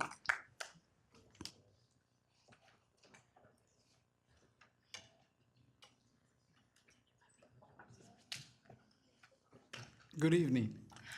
Good evening, everybody. My name is Juana, and today I'm going to be speaking more as a mom. Oh, here's my little one. A mom who, at one point in my life, was granted an opportunity to play the game of softball. And now I get to bring my knowledge, not only as a coach, as a former educator, to FURMAN Park. And teach some of these young kids the game, not just the game of baseball, but everything that we do for the kids. I want you to think big picture, okay? This is not like a light thing. I want you to think beyond. I know at the beginning we prayed, and I love that prayer, but I want you to think about the game is so much bigger than us, okay? The opportunity that we have to work with these kids, okay, on a day-to-day basis to mold them into young gentlemen and ladies, right? We have some ladies in our baseball, to be better. Okay, what better opportunity that you have? You're dedicated members. You're here, you're passionate. I'm hoping that you'll want to make the decisions that are gonna help the majority, not the few. Okay, so I'm telling you as a mom, as a person who is currently at that park, okay, there are more people that will benefit from lights than not. And I understand some of the grievances with having lights and parking. Okay, we're talking about the lights are gonna come on at nighttime. So parking might be an issue, but I think the big picture is the kids have an opportunity to play the game. And another question for you is, what can we do as humans to help? What can you do as a board member, as an elected member, to help us, to help the kids, to help the youth, to mold them, okay? We want to help you, but in order to do that, you're going to have to help us. So hopefully you make the right decision and you put the lights on. Thank you very much. Thank you. Speaker number 9. Speaker number 9.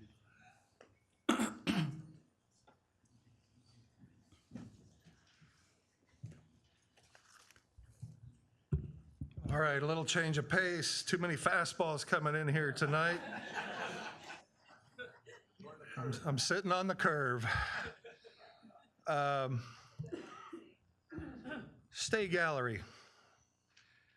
We've seen the ineptness of State Gallery the past 12 years. They are incapable, inept of sustaining themselves, and it may not solely be their fault or their management style. It may be just the fact that there isn't enough demand for their product. That's the bottom line. They can't have the price of admission sustain them.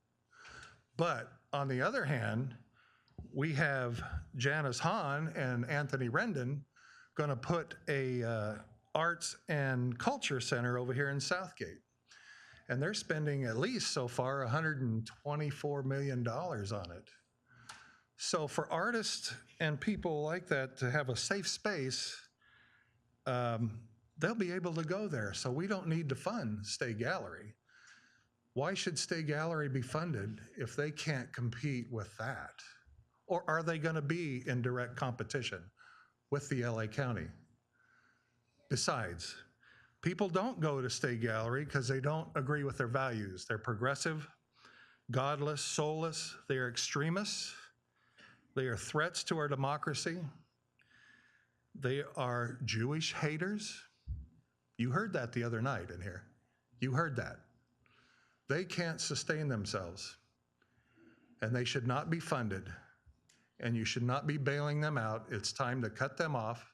Now, like these little kids are growing up, some kids never seem to grow up. Well, they need to start growing up now and realize that if they can't sustain themselves, you don't need to be funding them, because that's nothing but corruption. Thank you.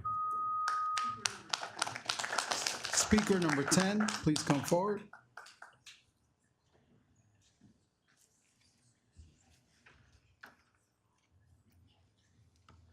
Hi, Mr. Mayor. Thank you for listening to us. This is my son. He and I both are growing up in Downey. I've been here since 1993. I went to Griffiths. I went to Warren. I was a Downey cleanup Rotary Club winner. Got my letter from Warren, and I'm still here, living here. And this little guy is playing baseball now, and I'm proud of him. I'm also coaching. Never thought I would ever do that. Having said that, I've coached, and it got dark, and the kids didn't want to leave. They weren't complaining. They weren't saying, "Can we go home now? Is it time?" They weren't looking over at their parents. But me as a coach, it was getting darker. I'm like looking at that sunset, getting a little anxious. I wanted to keep running drills because they keep giving you the energy to run drills. They're not begging to go home. They're not lazy. They're not asking to stop. Why do we have to do this one? They're happy. They're playing. They're children. They are playing. Very simple. And we're encouraging that. And my kid, he's in 3rd grade, and he has friends who are in 2nd grade. He has friends who are in 4th grade, and he says hello to all of them at school, not just the kids in his one class. He says he plays handball with a 2nd grader. He says he plays basketball with a 4th grader, and they're all real kind to him, and he's a 3rd grader. Why? Because he met those kids at the baseball field, and it doesn't matter that they're not in the same class, that they're not in the same school even. He knows kids from Rio, and he's over at Price. He sees them everywhere. They say hello to him. I've met people that way. I was having lunch at BJ's. Again, I live in Downey. I eat here. Love it. I'm going to try the chicken coop. Live down the street. What I'm trying to say is I was having lunch, and I just said hello to one of the other coaches, somebody from Downey. And it's kind of nice because he's not my neighbor, doesn't live on the street, never seen him in my life. But he's coaching, and I'm saying hi to him. The lights are bringing the community together. They would bring the community together. I'm for it because I've been in Downey. It's beautiful. Raising a kid in Downey, and he's beautiful, and the schools are beautiful, and the community is beautiful. Give us a chance to keep that beauty. Thank you. Thank you. Speaker number 11, please come forward. Good evening, City Council, and thank you for your public service. My name is Hugo. I'm a proud Downey resident since 2016. Growing up, my wife and I, we lived just down the street of Miramonte Elementary. I've always held Downey in a high regard, and I stand here now as a proud Downey resident, not only as a Downey resident, but as a proud father. I support the approval of the lighting upgrade at Furman Park. I think it's a step towards building a stronger community, just as my fellow Downey residents have alluded to. Please consider the advantages of this project, such as increased safety, the expansion of commerce, and growth of youth sports, while also mitigating the negative impacts that our fellow residents have voiced. I support the project. Thank you for your time. Thank you. Speaker number 12.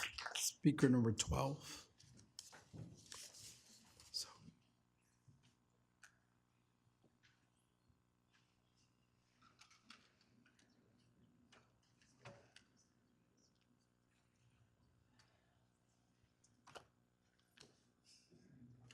Good evening, guys. I'm a coach for Furman Park. We're not here for me. We're here for these kids right here. These are some of the kids that I coach, and they're the reasons I do it. I'm working right now from Santa Clarita on the 5 Freeway project, and I got to rush all the way over here just to spend, because 4 o'clock is too early for me to practice, especially for all of us because we work. So I got to rush all the way over there, spend at least 1 hour with them, because after that, it's too dark. We got to risk injuries because they can't see. And if you guys are worried about parking, baseball is not the reason that park is full. That park is full because people love going there. You see soccer there all the time. Kids training for soccer, kids training for football, for track, for everything there. It's not just baseball. We're not the reason the park is full. That park is full because it's lovely. It's a nice park. I'm a kid from Boyle Heights. I move over here to Downey. It's a beautiful park. I love it here. But like I said, I do it for the kids. I'm giving up my time to coach these kids so they could have a better future. And like I said, we're running the risk of them getting hurt at night because it's really, really dark. And not just them, other kids that do like soccer, football, track, all that is really, really dark. And we got to worry about kids' safety. 5 o'clock is too short, not enough time. Daylight savings, not fair to us. But yeah, these kids right here, we're doing it for them. Other coaches, a lot of volunteer work. It's not baseball that's keeping that park full. It's everybody, it's the community. So think about the kids. Thank you. Thank you. Speaker number 13. Speaker number 13.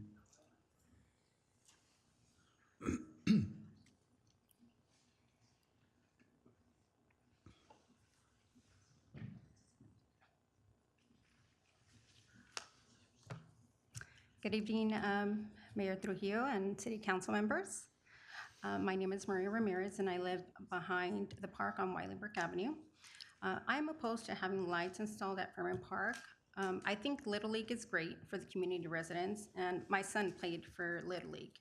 When he played in Little League, weekdays and Saturday games ended at a reasonable time, and which in my opinion, it did not disrupt the quality of life of the residents that live in close proximity to the park.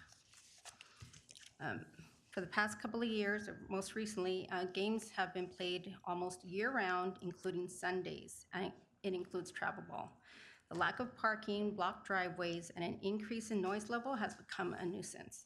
Installing lights will worsen these issues due to games going on late at night, impacting the residents' overall quality of living.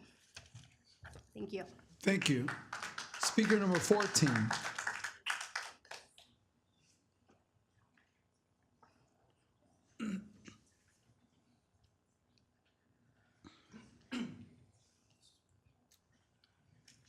Good evening. I also live on Wiley Brook Avenue, and when my wife and I purchased our home, one of the things that drew us to that neighborhood was Furman Park. It is a great park. And my son played Little League, so I'm not against Little League. As I've stated before, what we're against is the overuse of the park. The enrollment has increased threefold. I don't know where these, if anybody's checking what communities, if they're coming from outside of the city of Downey. Are we trying to accommodate players from other cities while ignoring the needs of the residents that will be impacted? Parking is always an issue. As the speaker before me stated, it went from spring ball and some summer ball and weekday and something reasonable to now year-round, starting at 7 a.m., boom boxes waking us up at Saturday mornings and going later into the day. The tennis courts and basketball courts have lights, and I know the noise and disruption that causes. Those are on timers. At one point, those were staying on till almost 11 p.m. My kids, I put them down at 9 p.m. The courts are open till 10. By the time the guys wrap it up, their boom boxes are playing till 10, 10:30. At one point, it was 10:40 at night. Thankfully, Manager Bradley took care of that. They now go off at 10. That is my concern with the lights, is again, just the overuse of the park. We also have a right to enjoy our homes. And again, my kids will have to stay up past 10 because I guarantee you those lights will be on, and the noise and the traffic and all of that, you cannot mitigate that, even if you try to control the lights, the angles, things like that. The noise, come by any night, you can hear the basketball players, N-words, their music blasting till 10 o'clock at night. It's unfair to the people that live there. Thank you. Thank you. Speaker number 15, please come forward.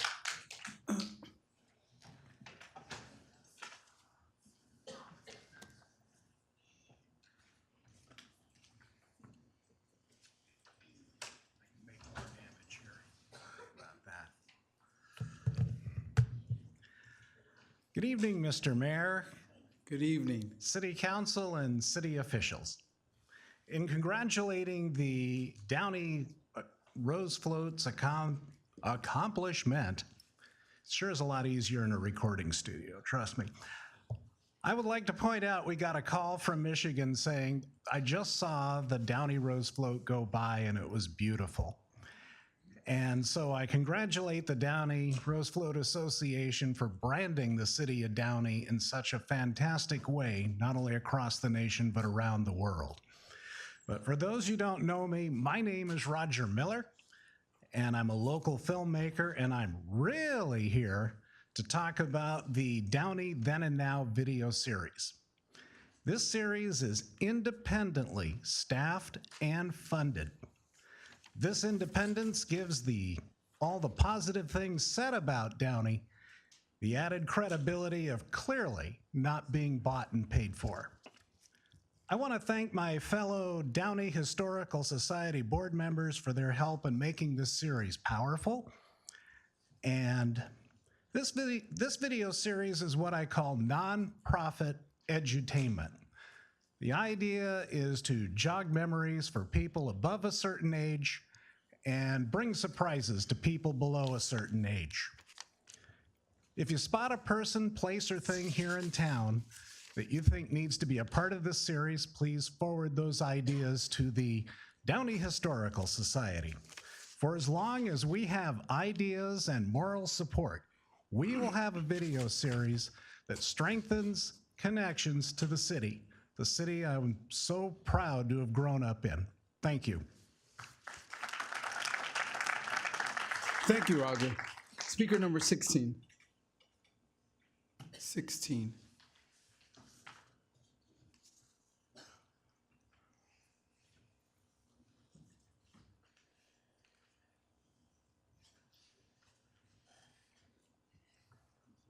Good evening. Good evening. So I'm here in opposition of the lights at Furman Park. I was a president of West Downey Little League like 20 years ago. And we had 2 fields, 400 participants, and no lights, so it's doable. I live directly behind one of the diamonds, and having lights will compromise my right to quiet enjoyment of my home. I'm not sure if any of you had the opportunity to read the comments on the Downey Patriots Instagram post regarding this issue today. Unfortunately, many people think that we're opposing youth sports. That's not the case. It's far more than children just playing. It's about loud music, microphones, screaming crowds, trash, and parking issues. I'm a mother of 2 sons who not only played Little League, but they played a lot of other sports. It was a great experience, but it was also nice when the season ended.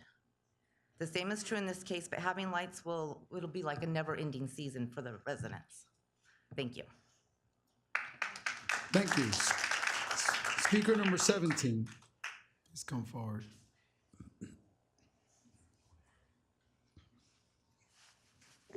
Hello, my name is Joanna Martinez. This is Anna Victoria Martinez. We are proud members of the City of Downey. I am on many boards. I was the league mom at Northwest Downey Little League, Gallatin PTA vice president, Golden Oak winner, so I do a lot for the city, and I'm very proud of it. I would like to state that most of the coaches here do not want me on the microphone because I am already very loud in their ear. But, but I want to thank you guys for thinking of approving the lights. I want you to see the kids that are here. They've missed their bedtimes just to promote the lights. They really want to be part of this community, and their baseball careers pretty much depend on it. The lights do not go on until 11 p.m., 10 p.m. as they've been said. Lights will turn off at 9 after games. We do not play any music. It is in our rules and bylaws. We are not allowed to play music, walk-up songs, profanity. Our players sign a player code of conduct. So the residents of Downey that have purchased homes around the area, I'm also a realtor in the area, know when they are purchasing that they're purchasing behind a park. They know that there are people who are going to be at the park. I was recently pregnant with Anna Victoria, and I had someone following me at the park on the way to my car.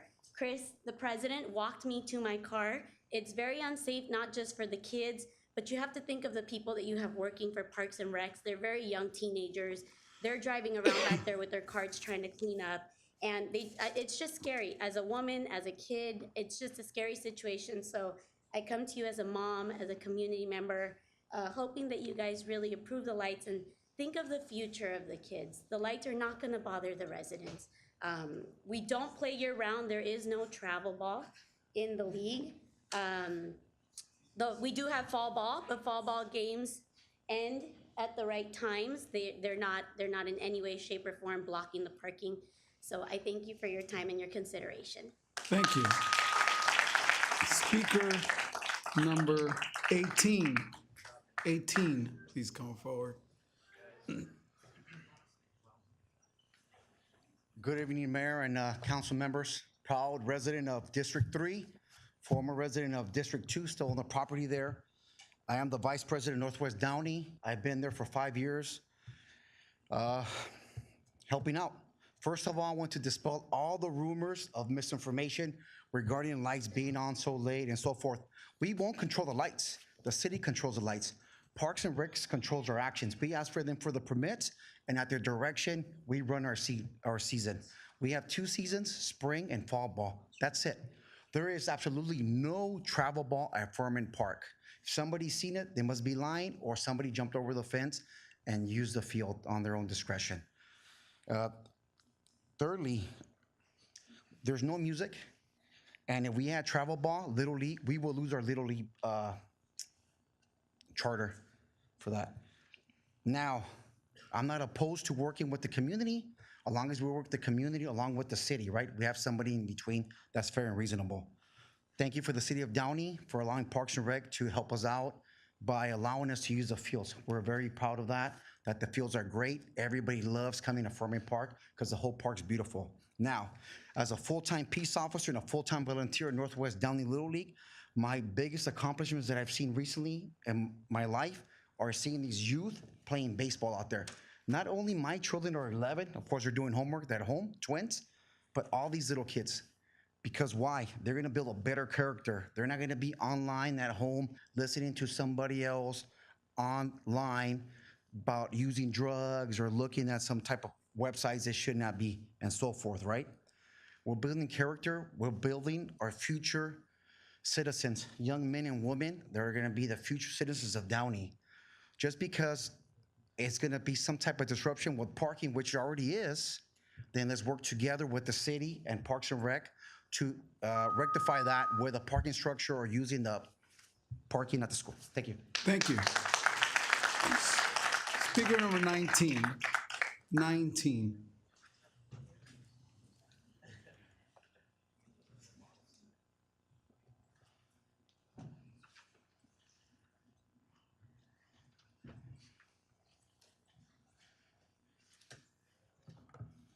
Good evening.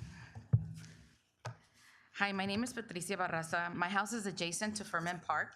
We have lived in that address since 2015, but we have been a resident of Downey since 2005. When spring came around, we lost our street parking to the Little League, which was new to us because we actually didn't know that we'd be losing our parking because of Little League. Anyways, I'm sorry. I digress. Both my children are a product of Downey Unified School District. My son was in DJAA for 2nd grade through 8th grade and played all 3 sports, so I know about having to get him to and from practice and games. I am here because I oppose the building of the lights of FURMAN Park because the streets are already overcrowded. We like the location of our house and the intimacy with the neighbors and quiet street. During baseball season, that obviously changes. It's fine when games are over at about 5, but because they are allowed, installing lights would enhance that and not necessarily be a good thing. Sorry, that would not necessarily be a good thing. I like being able to park in front of my house without worrying about losing my spot and having my parking lot. Sorry. Trash has been left in the grass after games and on weekends and weekdays. It'll get worse if those lights are installed, especially if there isn't someone cleaning after themselves. For all those who are here that are advocating for the lights, how many of you live within a block or 2 of the park? You get here and then leave after the game, but I live right next to the park. Other leagues from other cities will come to the city. And I have seen it because I've taken my dog out there plenty of times. Sorry, dog. I leave you with this. Apollo and San Rio San Gabriel have lights on their fields.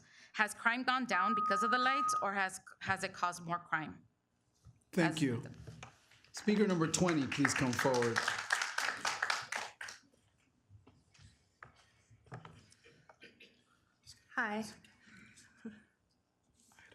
Hi. Hi. My name is Michelle Farina. I'm a lifelong resident of Downey. I'm here today to encourage you, Mayor Trujillo, to urge you and all of us to stand together as a community and call for a permanent ceasefire in Gaza, to allow relief and much-needed aid into Gaza, which is now the biggest humanitarian disaster of our lifetime, to allow negotiations for a hostage exchange so that hostages from both sides can finally be reunited with their families. People can't do the important work of saving lives if the bombardment doesn't stop. Our tax dollars are being used to fund the Israeli military as they carry on destroying the entirety of the Gaza Strip. Bombs that have made in the USA stamped on them are being used to obliterate children. There have been at least 1,000 children who have had limbs amputated without anesthesia. Let that sink in. It is not too late for us to look at what is happening. It is not too late to learn the history of Israel and Palestine, but this learning cannot wait a moment longer. Please make sure to include Palestinian voices as you do your research. They have been trying to tell the world of their struggle for decades, and the world has not been listening. We need to be on the right side of history. We cannot accept a genocide happening on our watch and on our dime, no matter who it is happening to, and no matter who is the one doing it. It needs to be said that calling for a ceasefire is not anti-Semitic. This is about our common humanity. Anti-Semitism is very real, it is horrific and unacceptable. We should do everything in our power to stop anti-Semitism and to prevent hate from spreading. Our Jewish brothers and sisters deserve to live in peace no matter where they are in the world. But what is happening now in Gaza is not because of anti-Semitism and never was. Criticizing the Israeli government and demanding that they follow international law and stop committing war crimes and crimes against humanity is not anti-Semitic. The State of Israel is a government, and like any other, does not get to have total impunity on how they conduct their, quote, self-defense. Ceasefire now. Thank you. Thank you. Speaker number 21.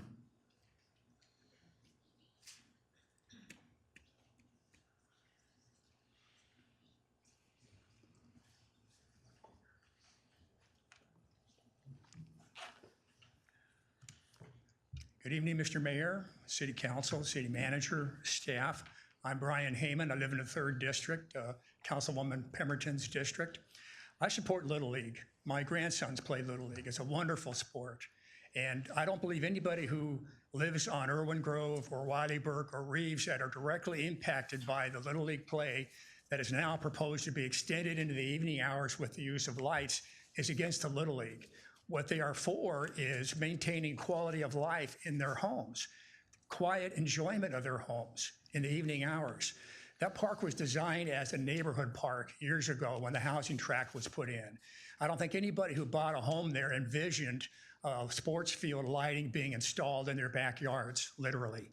And I'm sure that the lighting can be designed in a way that doesn't project too much light into the backyards or call light pollution. But it's not just the installation of the lights, it's the collateral impact that the lights will allow by extending play into the evening hours. You've already heard numerous neighbors talking about the impacts on parking in the neighborhood, noise. It's very noisy. I mean, there's nothing wrong with our baseball players and their fans and parents cheering them on, but during the daytime, that's acceptable. In the evening, I don't think it is. And we have had travel teams playing there. I live very near to the park. I'm in that park almost every day, and I see baseball playing there almost all year round. Used to be, it was a spring, summer ball thing, and then it was over, okay? The quality of life and the value of the homes that are adjacent to that park is what is at stake here. You could argue that installing the lights affects the value of the homes, and in a way, by the city doing that, you might be able to rule that that's a taking of property from the homeowners. You're reducing the value of that home by putting those lights in. You're doing something that's going to impact negatively 25, 30, 35 homes and the people that live in those homes to benefit the Little League. And I don't believe that's fair. Thank you. Thank you, Mr. Heyman. Is Speaker 22 here? I understand Speaker 22 and 23 may have left. Speaker 24? Calling 22, 23, 24. What number are you, sir? 24. Thank you. Thanks. Speaker 24, please come forward. Hi, everyone. My name is Joaquin Beltran. I'm running for Congress in Southeast LA. Mi nombre es Joaquín Beltrán. Estoy corriendo para el Congreso in Southeast LA. Today, I am here in solidarity with the Palestinian people because life is sacred. And in solidarity with our Palestinian siblings, I am calling for a ceasefire. I'm calling on Downey City Council to call for a permanent ceasefire of this US-backed Israeli genocide against the indigenous Palestinian people.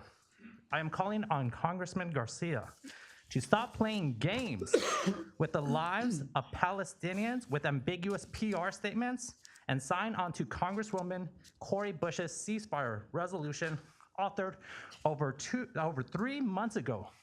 Nearly 80% of the general public supports a ceasefire. This is corruption that it is not being done. In 3 months, over 31,000 Palestinians have been murdered, nearly half children. Over 115 journalists, over 100 UN workers, over 2 million people displaced. This week, the last hospital was put out of commission through bombings from Israel. The World Health Organization says that at this point, more people may die because of disease from the over 31,000 who have already died. We don't need to wait for history to know that this genocide against the Palestinians is wrong. And the genocide, and this ethnic cleansing, and the occupation, and apartheid, and free Palestine. Thank you. Any more speakers? All right, seeing none, is there a motion and a second to close public comment? Motion by Meta. And second. Oh, there is. 27, Mayor. 27, my apologies. 2 more? 25. Oh, sorry. Use the restroom. Hi, Mario. How are you, Good sir? night, everybody. I'm here coaching in Downey. I've been coaching in Linwood, Bell Gardens, Southgate, and I'm coaching for these guys. In every single park that I've been coaching is lights. So I don't know what's the problem with the neighbors. I've been coaching for 17 years and it's not a problem. Now I'm with Downey because I have a special need kid that they opened the doors for him, which nobody else did. And it's hard to have a special need kid that nobody wanted. And these guys opened the doors for my son. That's why I'm here. I'm not even living Downey, but I'm coaching and giving my time for Downey. Okay? So, got nothing to do with lights because the city control the lights. So if they say 8:30, lights goes off. So it's got nothing to do. I support the lights because they support special need kids that nobody wanted. I wish my son were here, but he's so excited and nervous. But he's upset. Okay, Mari? You're from Guadalajara? That's where my mom come from. Okay? I'm proud of it. Thank you. Thank you, sir. Speaker number 26, please come forward. Distinguished council, seemed like they forgot certificates for your hard work and service to Downey. We really appreciate you. I've lived in Downey for 60 years out of my 90 years, and I live adjacent to the park. We have a wonderful program for our children on the weekends and even during the early afternoon. There's so much enthusiasm that I can't use my backyard sometimes because of the noise where the kids are having a good time. But you know, we're willing to sacrifice that privacy. And I look around and all the people, the coaches, all the enthusiasm that these folks have talked about their kids wanting them to have more baseball. And I think there's just an unlimited number of children that want to play baseball. And Downey just cannot support all these children. We can support what we have been having in our parks, but it's just really difficult.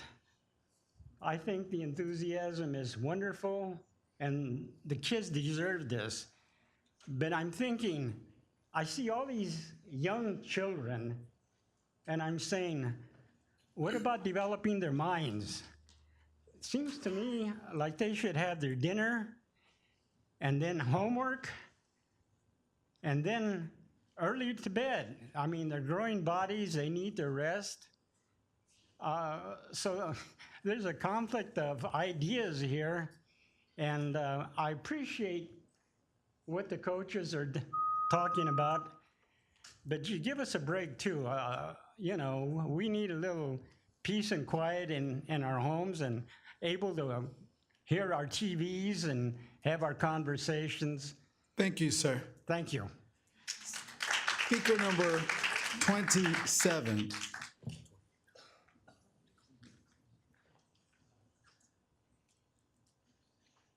Good evening. Good evening, everybody. First of all, I want to give my biggest thanks to Gabe and Julia for their outstanding efforts in State Gallery's operations. Last year, they gave me an opportunity to display my artwork, and I will forever be grateful. But what I'm more grateful for is their devotion in maintaining the gallery open and funded. Maintaining funding for a community gallery is vital for the city and its youth. It serves as a vibrant hub where creativity flourishes, providing a space for local artists to showcase their talents and energize their soul. That's important. Beyond aesthetics, State Gallery is a cultural cornerstone which fosters a sense of identity and pride. For the youth, it offers a platform to express themselves, fostering skills and a deeper connection to community. By supporting the gallery, we invest in the very heart of the community, nurturing creativity, preserving culture, and empowering the next generation with the tools to shape a brighter future. Art matters. Somebody mentioned state's progressive values, and it made me chuckle. Why? Because having progressive values contributes to a more inclusive and equitable community. Embracing cultural and artistic progressiveness fosters a sense of unity, where individuals from all backgrounds, like everyone here, we got all kinds of backgrounds, they feel valued and supported. And that's what art is here to do, to create power through unity. Power through unity. Art unites, stay unites. Stay is here to stay. Thank you. Thank you. Free Palestine. Speaker number 28.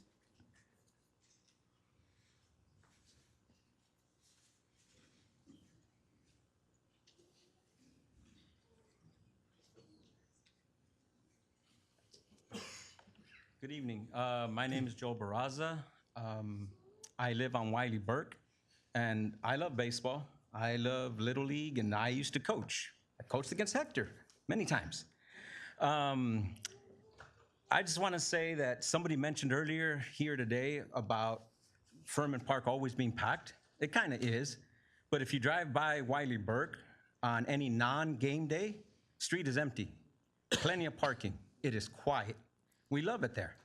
But on game days, there's nowhere to park. Now, I love being able to just get home, relax, be able to park right in front of my home. I don't have to worry about if I have to go to the store or anything like that. You know, I lose my parking spot.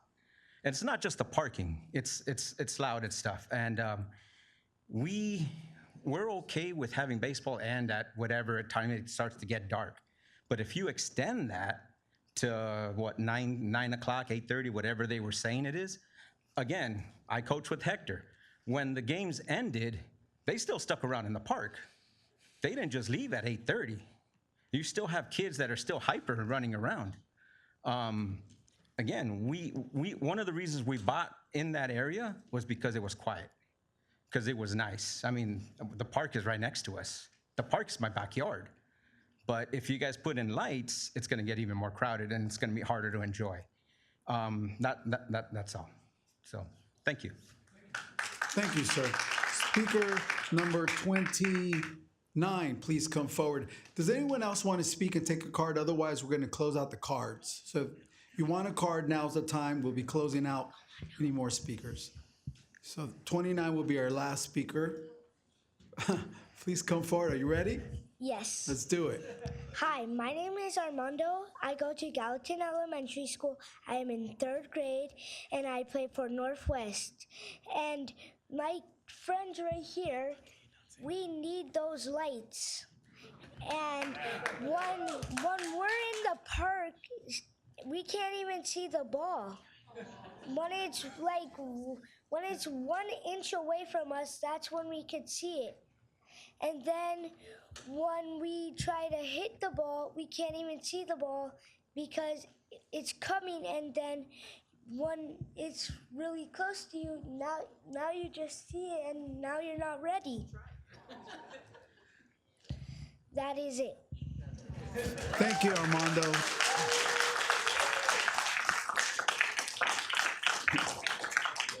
All right. It's a future council member right there, Armando. Okay. Seeing no other speakers at this time, I'll entertain a motion to close public comment. Was there a second? Second. And a third. Thank you. So ordered by the mayor. Under the mayor's discretion, in light of the number of children, school age that are here, that's why I'm moving the agenda around, because we got to get these kids to bed. We're going to move up item number 13 at this moment. So number 13, I'm calling 13, the report on potential future sports lighting at the Furman Park baseball fields. I am calling this item out of order, and we'll return to the agenda. City Manager, what do we have? Who do we have? Thanks, Mayor. We'll have our Public Works Director provide the report for this item. Thank you.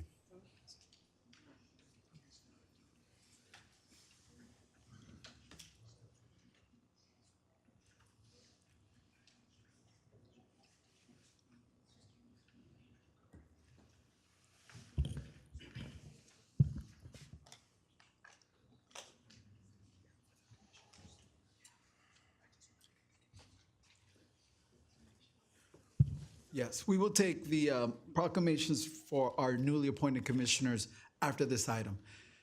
Proceed, sir.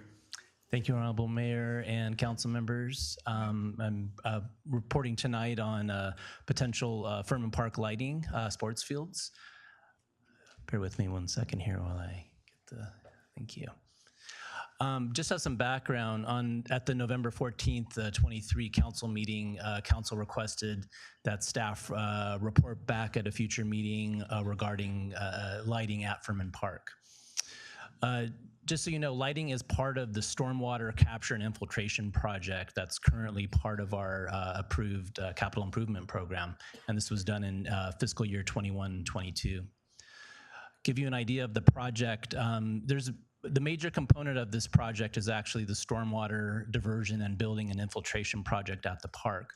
But there's a number of amenities that came along with that project. And this includes adding shade structures, new trees, native garden trails, as well as when the excavation and building back up of the field is restoring it with new baseball fields and sports lighting. Just wanted to point out that sports lighting was identified through rigorous community outreach as part of the development of the city's park master plan. In that process, the city held a number of workshops with the community, and a number of recommended improvements were included for Furman Park, and sports lighting was identified as part of that work. The city's park master plan was then taken to council and adopted by council in 2016. The project overall was approved by the Los Angeles County as part of a list of regional projects to meet stormwater compliance. The amenities, as well as the fact that the project is consistent with the city's park master plan, is also consistent with the regional Measure W program goals to create greener access to greener and healthier spaces. I also wanted to point out previous city council actions related to this project, which included sports lighting. In January 25th, 2022, there was a transfer agreement that was approved by our council between the LA County Flood Control District that provided funding, Measure W funds for the project, which included the sports lighting as part of that project. On April 12th, 2022, there was award of a professional services agreement with Craft Water Engineering to design these, the overall stormwater project, as well as the amenities, including sports lighting.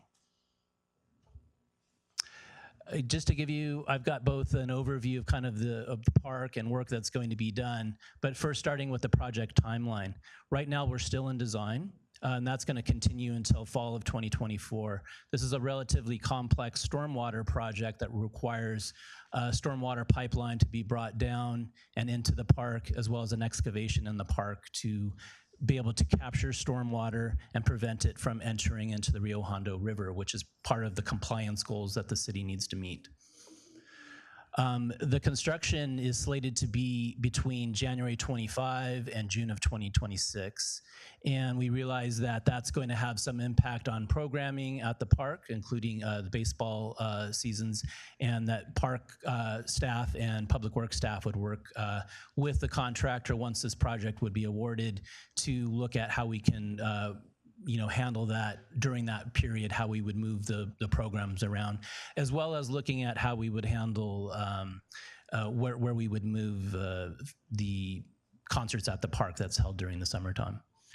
Again, the construction includes building of a stormwater pipeline, and quite a bit of excavation at the park, backfilling of that basin, as well as once all of that work is completing, adding the amenities of new shade structures, new trees, a garden trail, and then new baseball fields and lighting to go around those fields. And I'm gonna try to see if I can, yeah, I think this is visible. So when we look at this landscape plan here, this is a conceptual plan of the work that's gonna be done at the park. And right now there actually isn't a design for lighting around the field, but it is incorporated into the project. And so what we know right now is what we anticipate is that there would be lighting around the baseball field over here, along this side and along the bottom here, as well as some lighting here in the outfield to be able to provide lighting at the new baseball fields. And finally, I just wanted to talk about public engagement. That would be, it's actually required as part of the funding that the city has received from the LA County Flood Control District, the Measure W dollars. These include holding a number of outreach events with the community in the summer of 2024 as we get ready to finalize our design.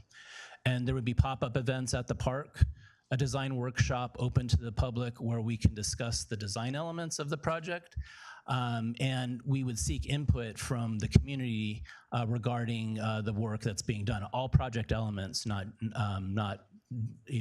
limited to one area. In terms of the lighting, an additional public engagement element obviously would be we would have to do a technical lighting study as part of an initial study under CEQA. This would include doing a photometric study to look at how lighting would impact nearby residents, as well as mitigations that could be developed to reduce these impacts, such as shielding to direct light onto the field. Opportunities would be made available to the public to comment on the technical study.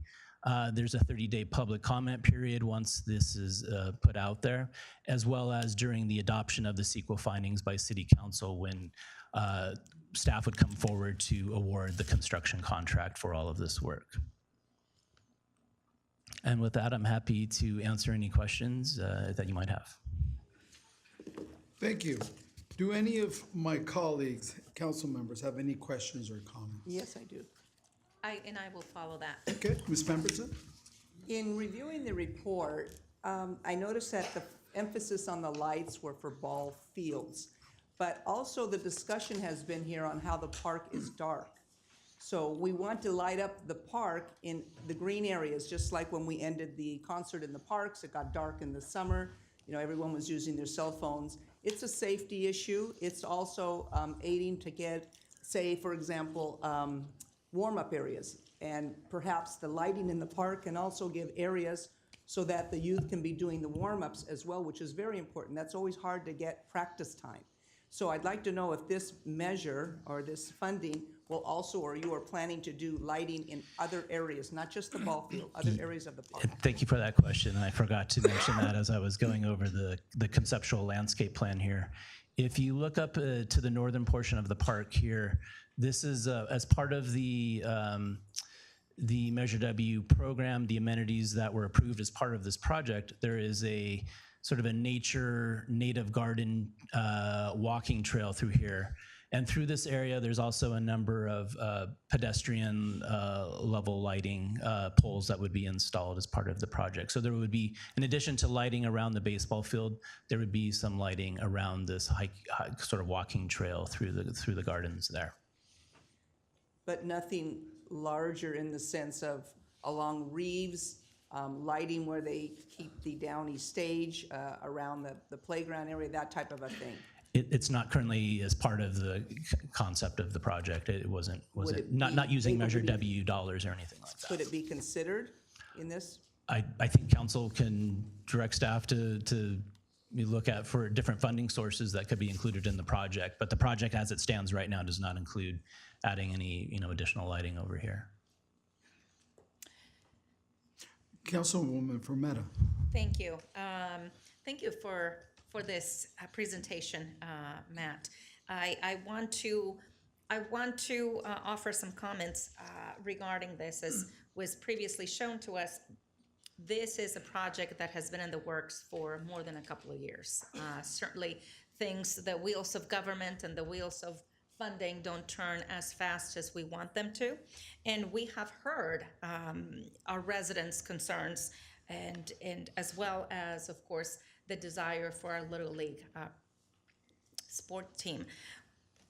It's up to us to balance that desire and the needs. And certainly, there's never easy decisions. However, we need to also understand that when it comes to public safety, the safety of our residents needs to continue to be of paramount importance to us. And over the years, I've been a resident of this community since the 80s, and certainly this city has grown and has changed dramatically over the years. We are seeing, especially during the COVID time, we saw an uptick in the transient population that we are continuing to grab a hold of. And the reason I mention this is because as we look at our parks, it is incumbent upon this city council to listen to our residents, yes, but also ensure that our parks have the proper lighting needed to ensure that our pedestrians, that our community residents that are walking the trails feel safe. And while I don't have any particular comments for you, Matt, I do want to thank you for continuing to bring this. I also want to highlight that in the report, and as you mentioned,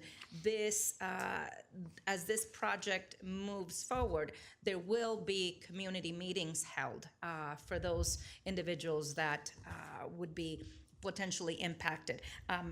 Operationally, as I was talking to our city manager, we as a council have the ability to establish parameters for which this is going to be operating. One, again, setting the timers for these lights is going to be top of mind for us to ensure that this park, the hours are not going on and on. It is also incumbent upon us in our code enforcement to ensure that we don't have individuals that are disturbing the peace and blasting music past 9 p.m. or as early as 7 a.m. on the weekends. It is also something that we are going to be considering, and that is making sure that these fields are specific to our little leagues, Northwest Downey, Southwest Downey, that we have. This is our community park, and therefore the priority is going to be our community and our community residents and our community children. There is no reason why they should be having to practice in Santa Fe Springs or Southgate or any other community when they are Downey leagues and Downey residents. Furthermore, we will ensure that there is no travel ball teams playing in those fields. And again, we want to make sure that we balance the need for safety, the need for, I've been working on this with our Northwest Downey Little League partners back to, the third quarter of 2021, and look at where we are. Is 2.5 years later, we're still talking about this. I do want to say to our community residents, we've heard you, and we understand your very valid concerns. We want to make sure that our children are safe, and that they have the ability to play until a reasonable hour. And so as we study this and we continue to make a decision, rest assured, we are going to balance that with very specific parameters for which these are going to be operating by. And that, no, we are not going to be opening it up for travel ball teams, because then that is disruptive to our neighborhoods where you have January through December every single weekend. That does disrupt the lives of our community. Thank you. Anyone else? Mayor Pro Tem Sosa. Thank you, Mayor. I have a few questions. Thank you, Matt, for that presentation. It's very informative. And I think some people learned quite a few things from that presentation. First off, I coached, and as Mr. Barraza mentioned, I between DJA and West Downey Little League, I coached for over a decade and a half combined. And I was a board member at West Downey Little League as well. And so any coaches in here, volunteers at the Little League, and team moms, I commend you. Thank you for putting your time in, because I know it's a sacrifice, and I've been there. Appreciate what you do for our youth here. I do have a few questions, and thank you for the folks that live nearby Furman Park. This is civic engagement at its finest here, so thank you for being here representing. But I do have a few questions for you, Matt. Do we know what other sports leagues practice at Furman Park right now? I might have to turn to Monica Ortiz, our recreation manager. At this current moment, we have Northwest Downey Little League present at Furman Park. We don't have any other little leagues present at that site at this time right now. It would be Northwest Downey Little League. Okay, thank you.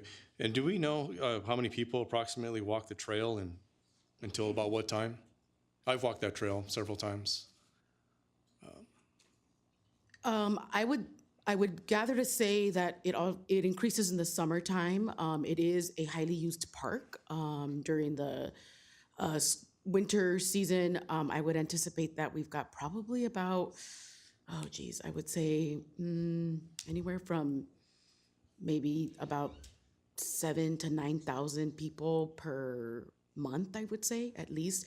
And those numbers would go up during the summer period for sure, just because, of course, we have some longer days, and it is a very busy location. It's a very busy site. Right. Yeah, it's a popular location for people to walk and run. And one other question, there seems to be some disconnect and information that's kind of conflicting on either side of this issue.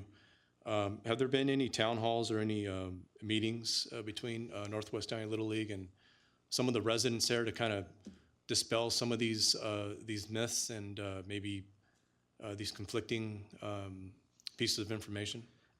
Not that I'm aware of. And I think going back to what I was trying to highlight, the public engagement period during design workshops and things like that, I certainly would endeavor to make sure that the league and all of the residents in that area are invited and a part of that, so that conversation can be happen. But to this point, the lighting hasn't really, it's part of the project, but there is no lighting design yet.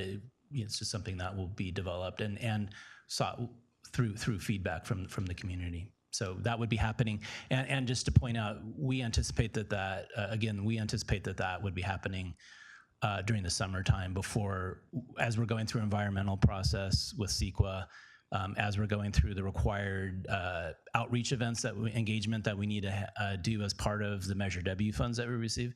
We anticipate doing that all before we finalize the design, so that we actually have that opportunity to get all of that feedback from both sides.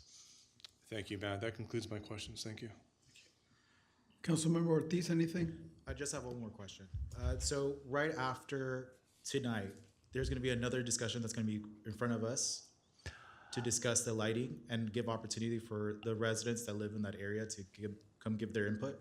I would say, I mean, in front of the council, I think probably the next time in front of council would be, you know, when we're accepting the project and the findings, the CEQA findings. So I would think that would be the next, you know, next time there's council action taken on it. However, as of saying, like the engagement process, the public comment period during CEQA, there'll be that opportunity for the community, and then that'll be discussed during, you know, when we're at the point where we're awarding the contract, unless there's a direction to come back. And when will they get informed about this CEQA report?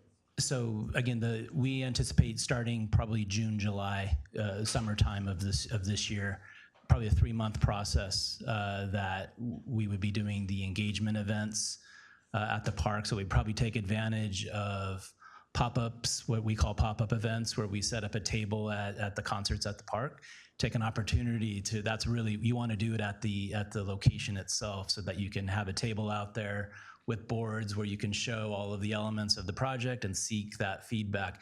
It's required as part of the funding, but it's also anything that's happening with the design is going to require a technical lighting study, and that's part of the CEQA process where we have to do an initial study to show what are the impacts and what are the potential mitigations as related to those. So to answer your question again, it'll be probably June to September where we anticipate a lot of engagement once we have all of the design elements figured out in a more conceptual level, higher level design. We can start sharing that with the community, getting more detailed feedback from them, and see if there's anything that needs to be adjusted as it relates to that. Is there any way that we can direct staff to do like an email blast or some type of online activity to inform our guests during this time of period so the residents are able to? We're happy to conduct outreach. I think actually as part of the CEQA process, we're required to notify residents in the area within 500 feet? 500 feet, I believe. So we're happy to make sure the residents in the area all get a notice. Yeah. That concludes my questions. Thank you. Thank you.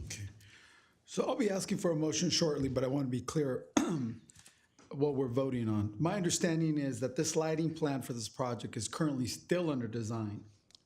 Yes, that's correct. Right. It's the technical design has not been developed yet, no. And the details, for example, what time the lights would be going off have not been set yet. That is not, nothing has been said on any of those details. That's correct. Who will set those details?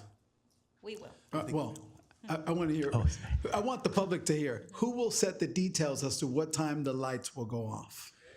So that is actually under the city council's control. That's definitely something that the council can actually talk about. Operationally, that is under the city's authority. So, But today, if this council decides to vote yes on this report, we're basically saying to the staff, go forward, right? Yes. Go and finish this design by 2024. And then if the council decides to go forward with it, construction will start and we'll finish this in 2026. Yes, it is a long process. there's no action actually expected. This is just an informational report. It's an informational report. Yes. So it's an informational report we're just going to file. But for tonight, people are going to ask me tomorrow, what happened? Are we getting lights? And so the answer, I believe, will be, it looks like we're designing for lights, to incorporate the lights, but we're still working out the details. The lights are already approved and a part of the project unless you tell us to do something different. Thank you. So the lights are already approved as part of the project, and tonight we're just receiving an informational report. That's correct, yes. Thank you. Thank you. With that, any other questions? I call for a motion. So moved. Second. Thank you. All those in favor, please vote. Or let's just vote. No, we're not voting. Oh, Just accept the report. Oh, okay. thank you. We'll just accept the report. Perfect. And that concludes item number 13. All right. At this time, we're going to go back and do the presentations of the certificates to our new city commissioners. As you know, here in Downey, we are a volunteer group. City council members are not paid. We receive a certain stipend. But to help us do our work, we rely on volunteer hours of some of our amazing residents who volunteer to become commissioners. So we're going to just we're going to call forward the following newly appointed commissioners so we can take a group picture.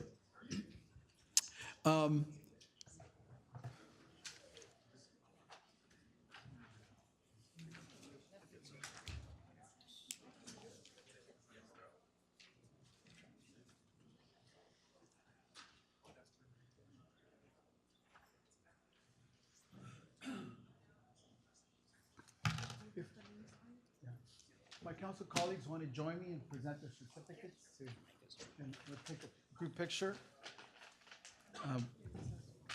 We're going to start with the appointments for District 1. So I'm going to ask Councilmember Ortiz to make the presentations, call your commissioners forward, give them the certificate and their pin. Ooh, I'm missing one more person. Who are you missing? Donna. Who? Missing my Public Works Commissioner. Oh, she was being appointed tonight. Oh, she's being appointed tonight. Oh, Yeah, okay. so we'll have it for her the next meeting. I got you for next one, okay? The certificates for Hector Lujan, my Planning Commissioner, and Sandra, oh, hi Sandra, who is my Library Advisor.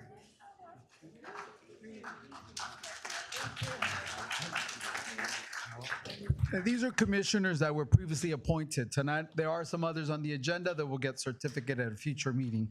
And now for the District 3 newly appointed commissioners, Councilwoman Pemberton. Didn't you do them already, earlier? Okay. Hi, good evening. Thank you for waiting. I have a number of appointees that I have, I'm pleased to announce. Juan Soto is going to be the Recreation and Community Service Commission. Juan, please come forward. Juan works in parks right now. Stay up here. He works for the city of Los Angeles. He's heavily involved in the park and recreation services right now. Katie Castellanos is appointed to the Library Advisory Board. And we thank you for coming onto the library board. I've known her from PTA. She has a young child, and they will enjoy this. She will enjoy this. Thank you very much. My next appointee is Rebecca Reyes. She has been appointed to the Independent Citizens Oversight Board. This is the Measure S committee that oversees when we had our parks, our fire stations. It's still in effect while the bond is in effect. I've known her from PTA for many years. Thank you, Rebecca. Jeff McCacken. Jeff is appointed to the Board of Building Appeals. Jeff is in the community. Is he still here? Did he go outside? Jeff? He's spoken before, but he's very well versed in Downey. This is going to be a very good appointment for him with his knowledge. Appointed to Planning Commissioner is Elias Saikali. Elias, please come. He was earlier at another city council meeting. Elias is a 30-year civil engineer. He's got a lot of experience, and I'm entrusting him with our great city. Thank you for accepting. For Public Works Committee, this is another committee that I enjoyed working with. Your eyes on the city, watching what's going on, reporting things. Sue Saikali, and there's two commissions. Where are you, Ernesto? Did I call you up? Where's Ernesto's certificate? Sue Saikali? Did she leave? Okay, I'll give this to you because you know where she lives. Certificate for Ernesto. Ernesto?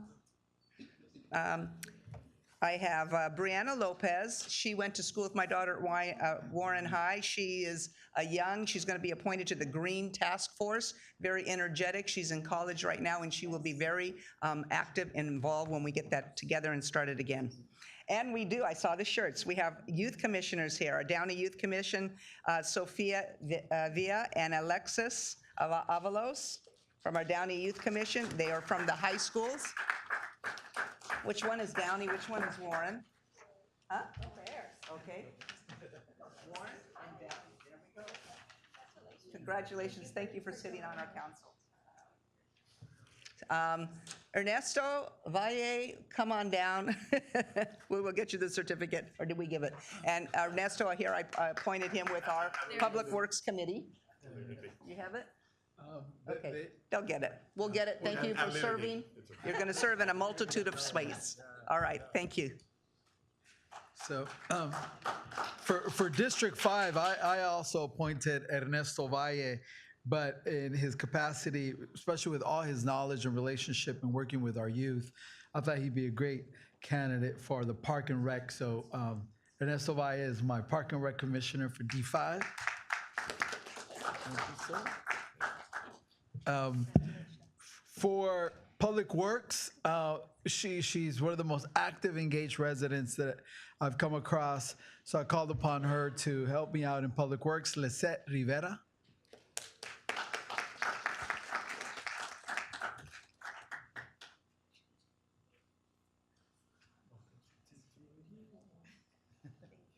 And for Planning Commission, which is arguably one of, if not the most important commission, this gentleman is very highly qualified. His background in working with cities is going to hopefully benefit us a lot. So my new Planning Commissioner, Luis Morales. All right, and now we're gonna take some pictures and get back to our agenda. Thank you, Luis. All right. Everybody else. Okay, see.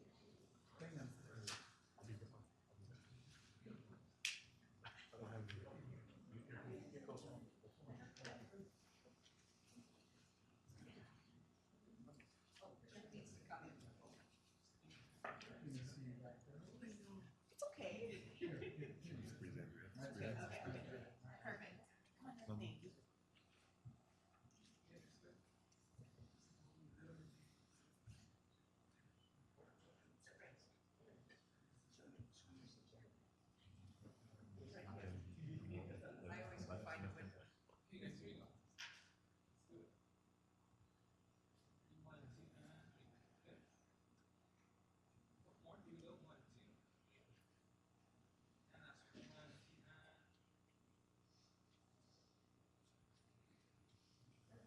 Perfect. Thank you. Thank you. Thank you for your Congratulations. Thank you again. Thank you. Very appreciative. Thank you, Juan.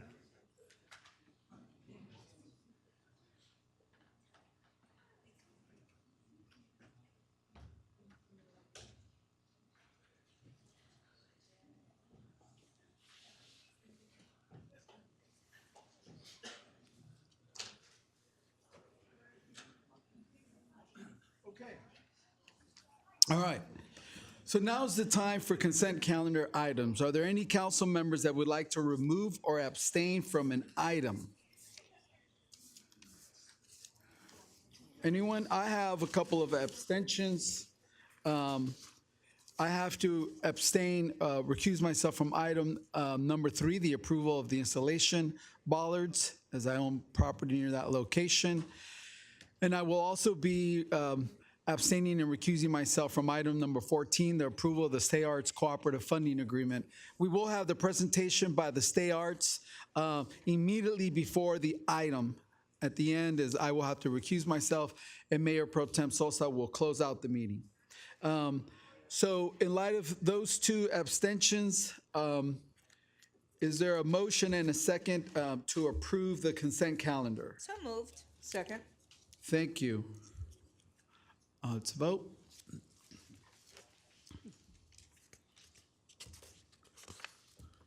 What's next? I'm so lost.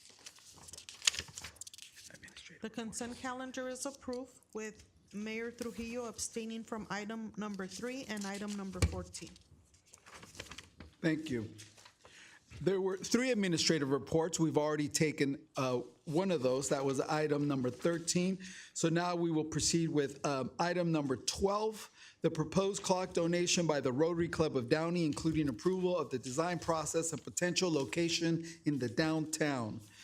That the City Council, 1, accept the donation of a $15,000 for the purchase and installation of a street clock from the Rotary Club of Downey. Number 2, provide feedback and any desired direction to staff on the design. And number 3, select a preferred installation location in downtown Downey. City Manager Bradley, is there a staff report for item number 12? We have our management analyst, Ruby Pacone, that will provide the report. Thank you. Ms. Picon, welcome. Good evening, Mayor and council members.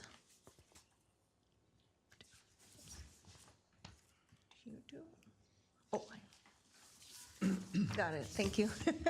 The Rotary Club is an international service organization whose mission is to provide service to others, promote integrity, and advance world understanding, goodwill, and peace through the fellowship of business, professional, and community leaders.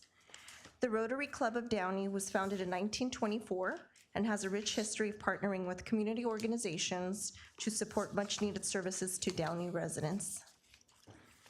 As part of their 100th anniversary, the Rotary Club of Downey proposes to donate a street clock to the city of Downey for installation within downtown Downey due to its central location within the city. The proposed street clock would serve to enhance the downtown streetscape, serve as a landmark for visitors to the area, and recognize the contributions of a longstanding community organization.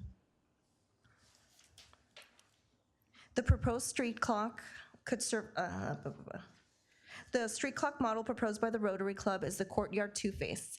I have some specifications listed below, and I'll go through them quickly. The post is 10 feet tall with the 26-inch clock head. The clock body is thick-walled cast aluminum, finished in a powder-coated color of choice with second accent color.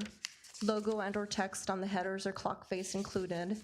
Clock face is LED backlit with built-in photocell, and the clock controller located at the base automatically adjusts for seasonal time changes and after power outages. Here are a few examples. This is a black clock with gold accents. And this is a clock that adheres to the school colors, so it's custom designed. Two designs are being presented to City Council for review tonight. Option A is the black street clock with gold accents. Option B is the blue clock with gold accents. And option B adheres to the Rotary Club's branding. And here's another visual representation of option B.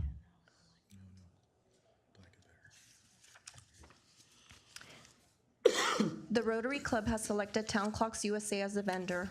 The total value of the donation is approximately $15,000, which includes the cost of the clock, shipping, and installation. If the donation is approved, the Rotary Club would submit a check to the city.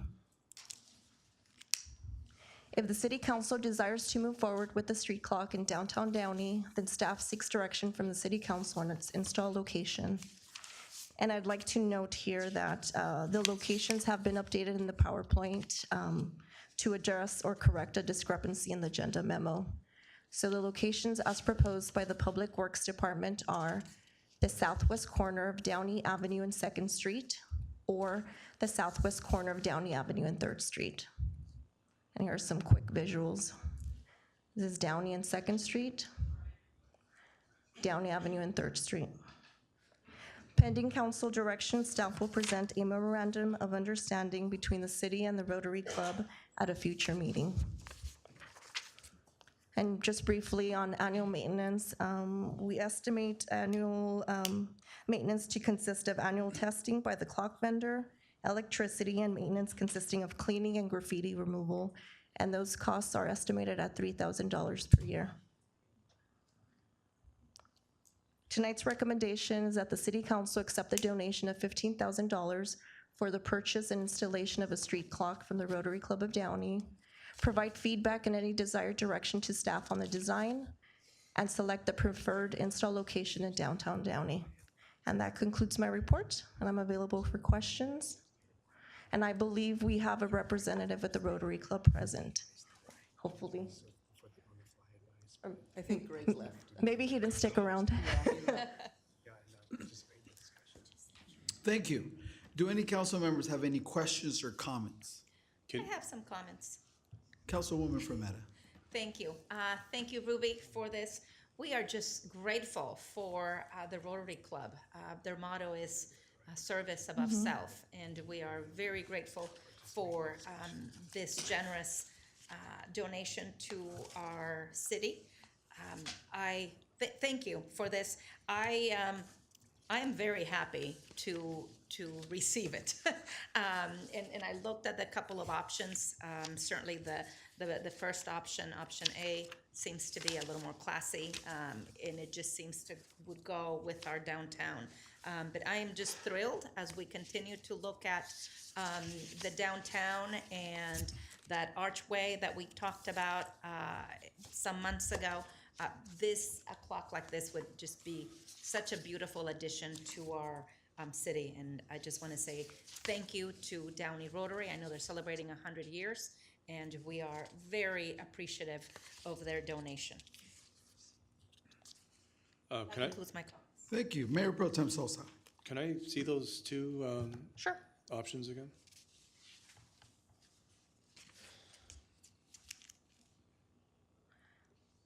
And just to add to option A, that is the vendor's most popular design. And so that's why it's being presented along with option B. And option B, sorry. Oh, okay. I like option A as well. And I want to express my gratitude towards the Rotary Club for generous donation, and that's coming from a Kiwanian. And I won't overlook that. We need to talk to them Yeah. later. Yeah, we'll talk to them later. Okay. Wait, aren't you the president? I am the president of There you Kiwanis go. Club, so I'm like, why didn't we think of that? Anyways. No, that's very, very generous of the Rotary Club, and I know that the Rotary Club have a lot of respect for them. They do a lot of great work in our community for children.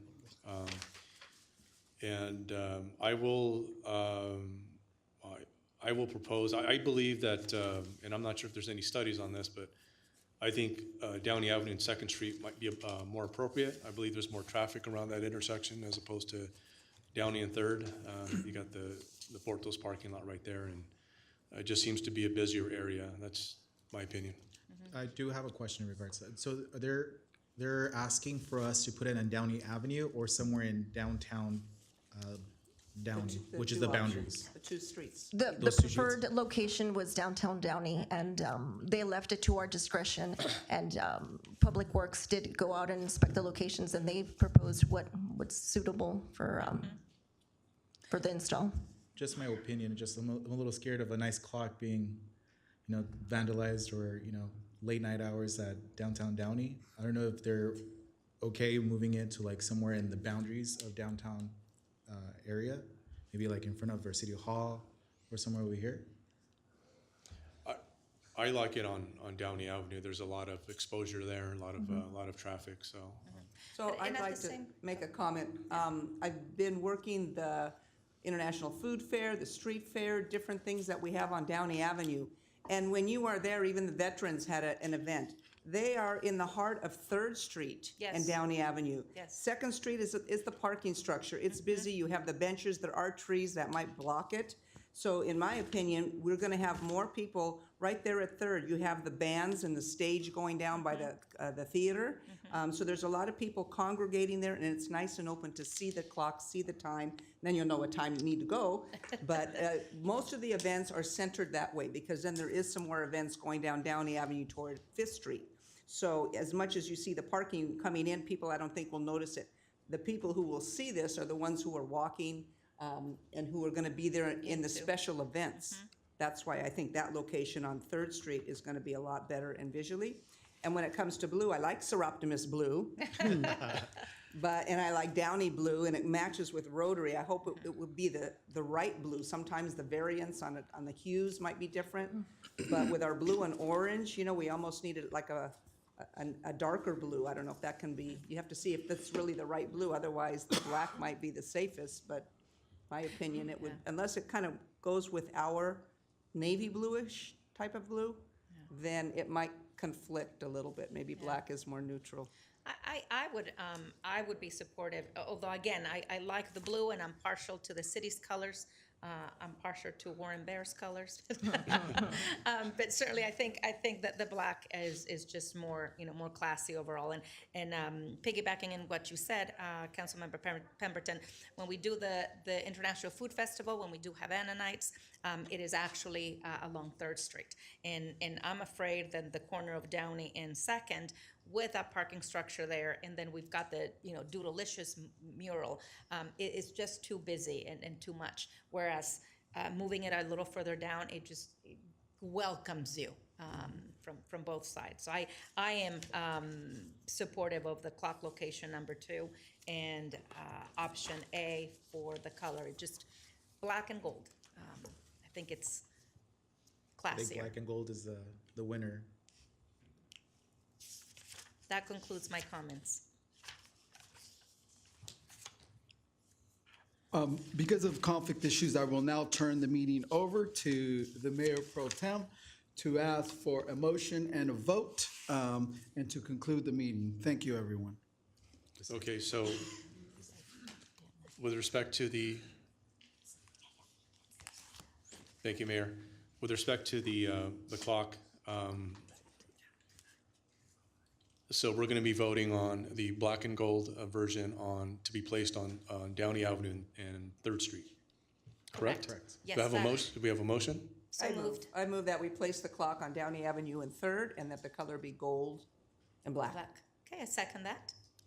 Okay. And, please vote.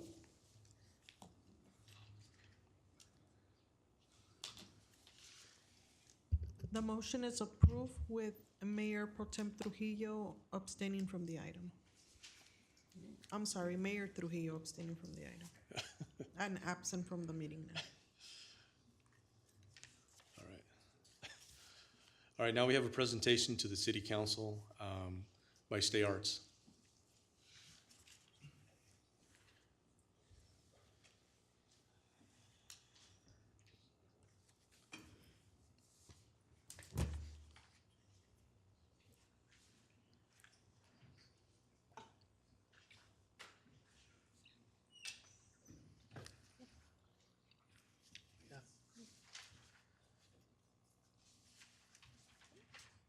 We have a presentation. I don't know if.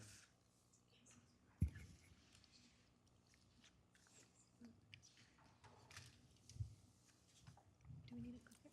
I think so.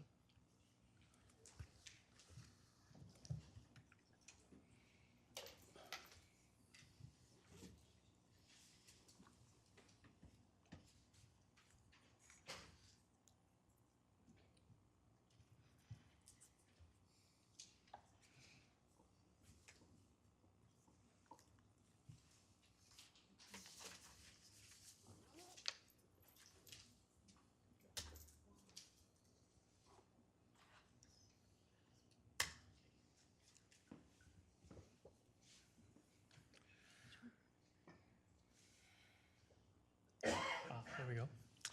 Good evening, Mayor, City Council, staff, and the Downey community. Tonight, we're presenting for item 14 on the agenda, the approval of a funding agreement between our organization, Stay Arts, and the City of Downey. We would like to extend our appreciation to the Mayor and Council for providing us with the opportunity to present. My name is Gabriel Enamorado, and I am the Executive Director and co-founder of Stay Arts and Stay Gallery. Good evening, my name is Juliana Canty, and I am the Programs Director for Stay Arts and Stay Gallery. In this presentation, we will be providing an overview of our organization, story, relationship with the city, growth and operating model, programs at Stay Gallery, and what's to come. Stay Arts is a 501c3 nonprofit organization dedicated to engaging and empowering communities in the Southeast Los Angeles Gateway Cities region through the arts, creative exploration, and cultural expression. Our mission is to increase arts access and representation for local artists, youth, and families through high-quality, community-led programs, opportunities, and experiences. Our story. Stay's mission began in 2010 as a response to limited arts and cultural spaces and opportunities in the city of Downey and neighboring Southeast cities. In 2011, we organized our first art exhibition featuring the photographic works of myself and co-founder Valentin Flores. The exhibition featured at the Downey Civic, The exhibition was featured at the Downey Civic Theater and welcomed the attendance of over 800 visitors. Local artists and arts advocates joined our efforts, and we began producing exhibitions under the name Downey Art Vibe.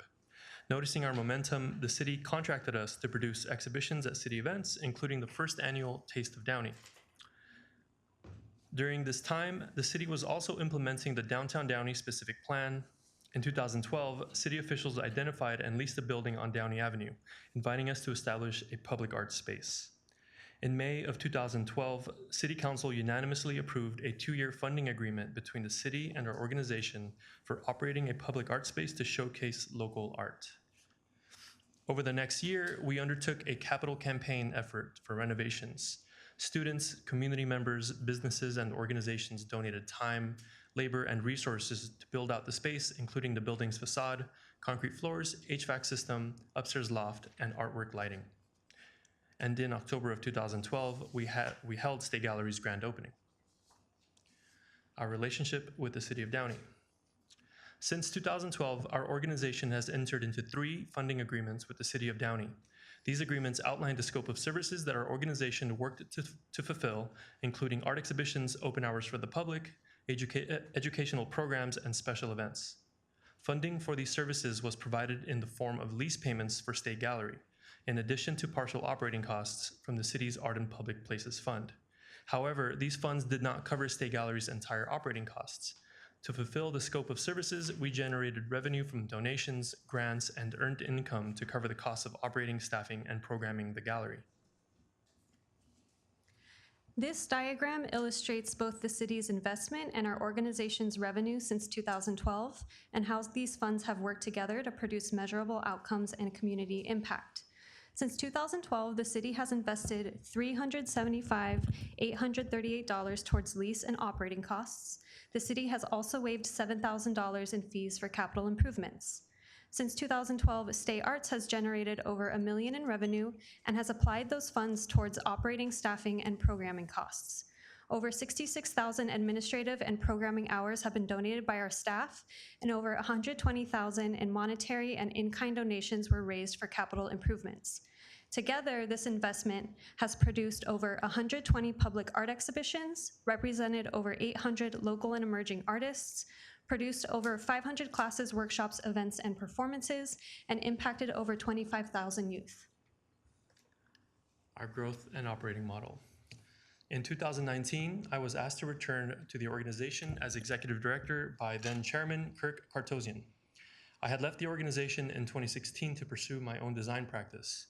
Upon my return, I invited my partner Juliana to join me, and together we have streamlined, improved, and reimagined the organization's operations and programs. Some of these improvements include revising our mission and vision, increasing annual donations, grants, and streams of revenue, expanding our programs and services, attaining legal compliance, and implementing systems and policies to centralize and maintain our operations. Stay Arts currently employs 12 staff members, including 10 arts educators and gallery staff, and 2 full-time administrative and programming staff. Excuse me, I'm sorry, but we had allocated 3 minutes for you guys to speak, and I think we're beyond that by now. So we'd like to go ahead and move on. Okay. Thank you. Now we need to go over the approval of the, thank you for that presentation. Now we need to go over the approval of the Stay Arts Cooperative Funding Agreement. That the City Council approve the cooperative funding agreement with Stay Arts, where the City of Downey will provide funding towards the monthly lease payments of Stay Gallery for a 12-month term beginning on January 1st, 2024 for a total contract amount of $39,372. And 2, authorize the city manager or his designee to execute the agreement with Stay Arts. City Manager Bradley, is there a staff report for item number 14? Yes, sir. We have the assistant city manager that'll provide the report.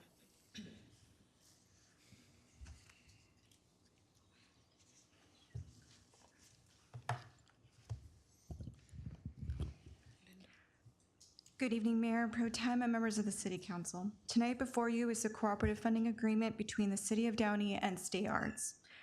As you are aware, Stay Arts, formerly known as Downey Art Vibe, is a 501c3 nonprofit organization that engages Southeast Los Angeles communities through arts, creative exploration, and cultural expression. Stay Arts operates under 3 arms: public art facility management, which consists of Stay Gallery, which is a partner with the City of Downey. The second arm is arts education, which consists of after-school art classes with its partner being Downey Foundation of Educational Opportunities. And the third arm of it is arts-based services and projects, which consists of art consulting, mural production, art installation, etc.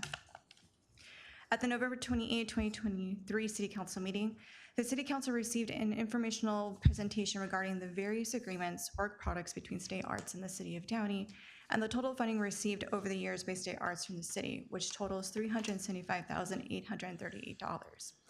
At this meeting, the City Council directed staff to return to a future city council meeting with a one-year funding agreement between the city and state arts that included additional conditions, measurable outcomes for state arts. City staff have been working with representatives of state arts to formalize an agreement as directed by the city council. Based on these discussions, the following changes were made to the agreement. The first was a minor changes, changing the name from Downey Archive to State Arts in its agreement with the city. Also changing Exhibit A services to better reflect the current services being provided by State Arts. More specifically, that is in the areas of public art exhibits, special events, educational programming. Those are its own criteria instead of being subcategories. And also the new addition of art exhibits classes and programming with partner organizations. So that was restated to clearly define what the work is being done there.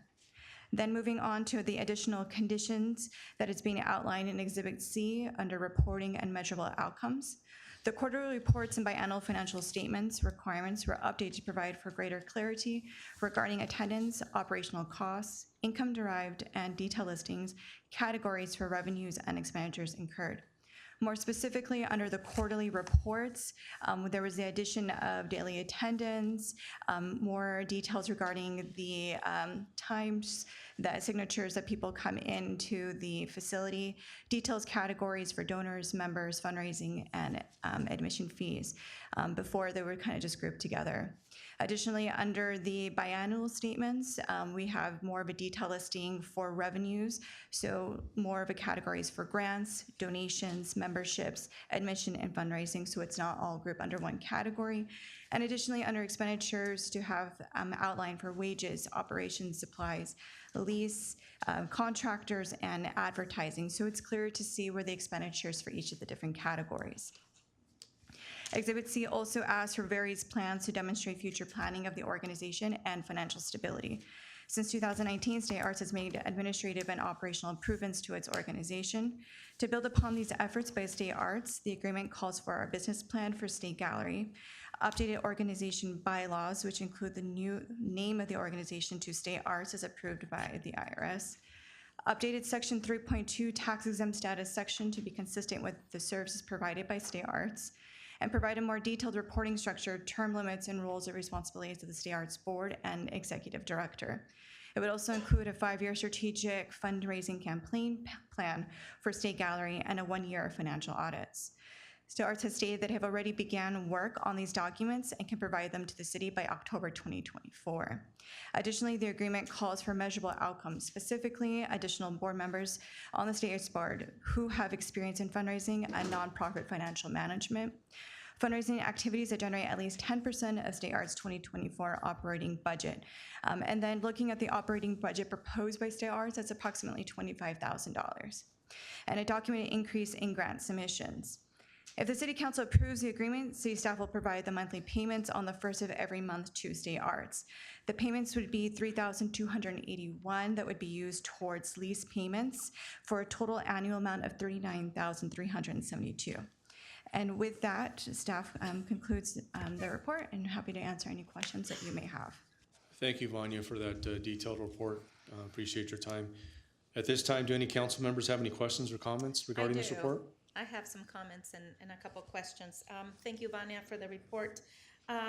In the report under additional conditions, Exhibit C, there is a mention that since 2019, State Arts has made administrative and operational improvements to its organization. And then it gives us a list of those efforts, including attaining legal compliance with regulatory bodies, including the IRS, implemented systems, policies, protocols, et cetera, et cetera. And one of the things that I would like to, for us to discuss is a business plan for State Gallery, updated organizational bylaws. If they've been working on a lot of these since 2019, why is it that these documents will be provided 10 months from now until October 2024? Wouldn't it be, I think it would be make more sense looking at Exhibit C under reporting and measurable outcomes, the biannual financial statements on July 15 and December 31st.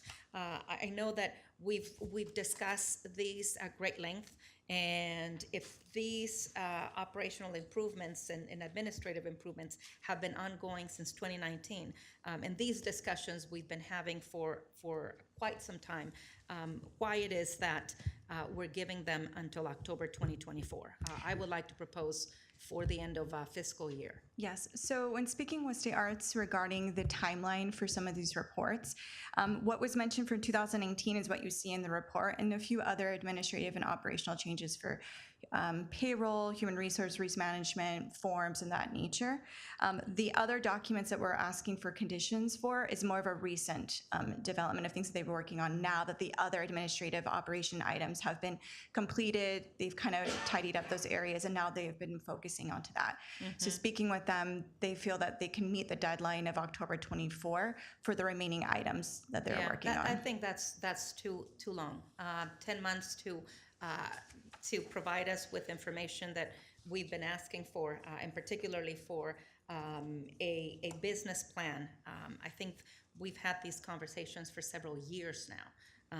I don't feel comfortable with having a deadline 10 months from now. I think we need to reconsider that.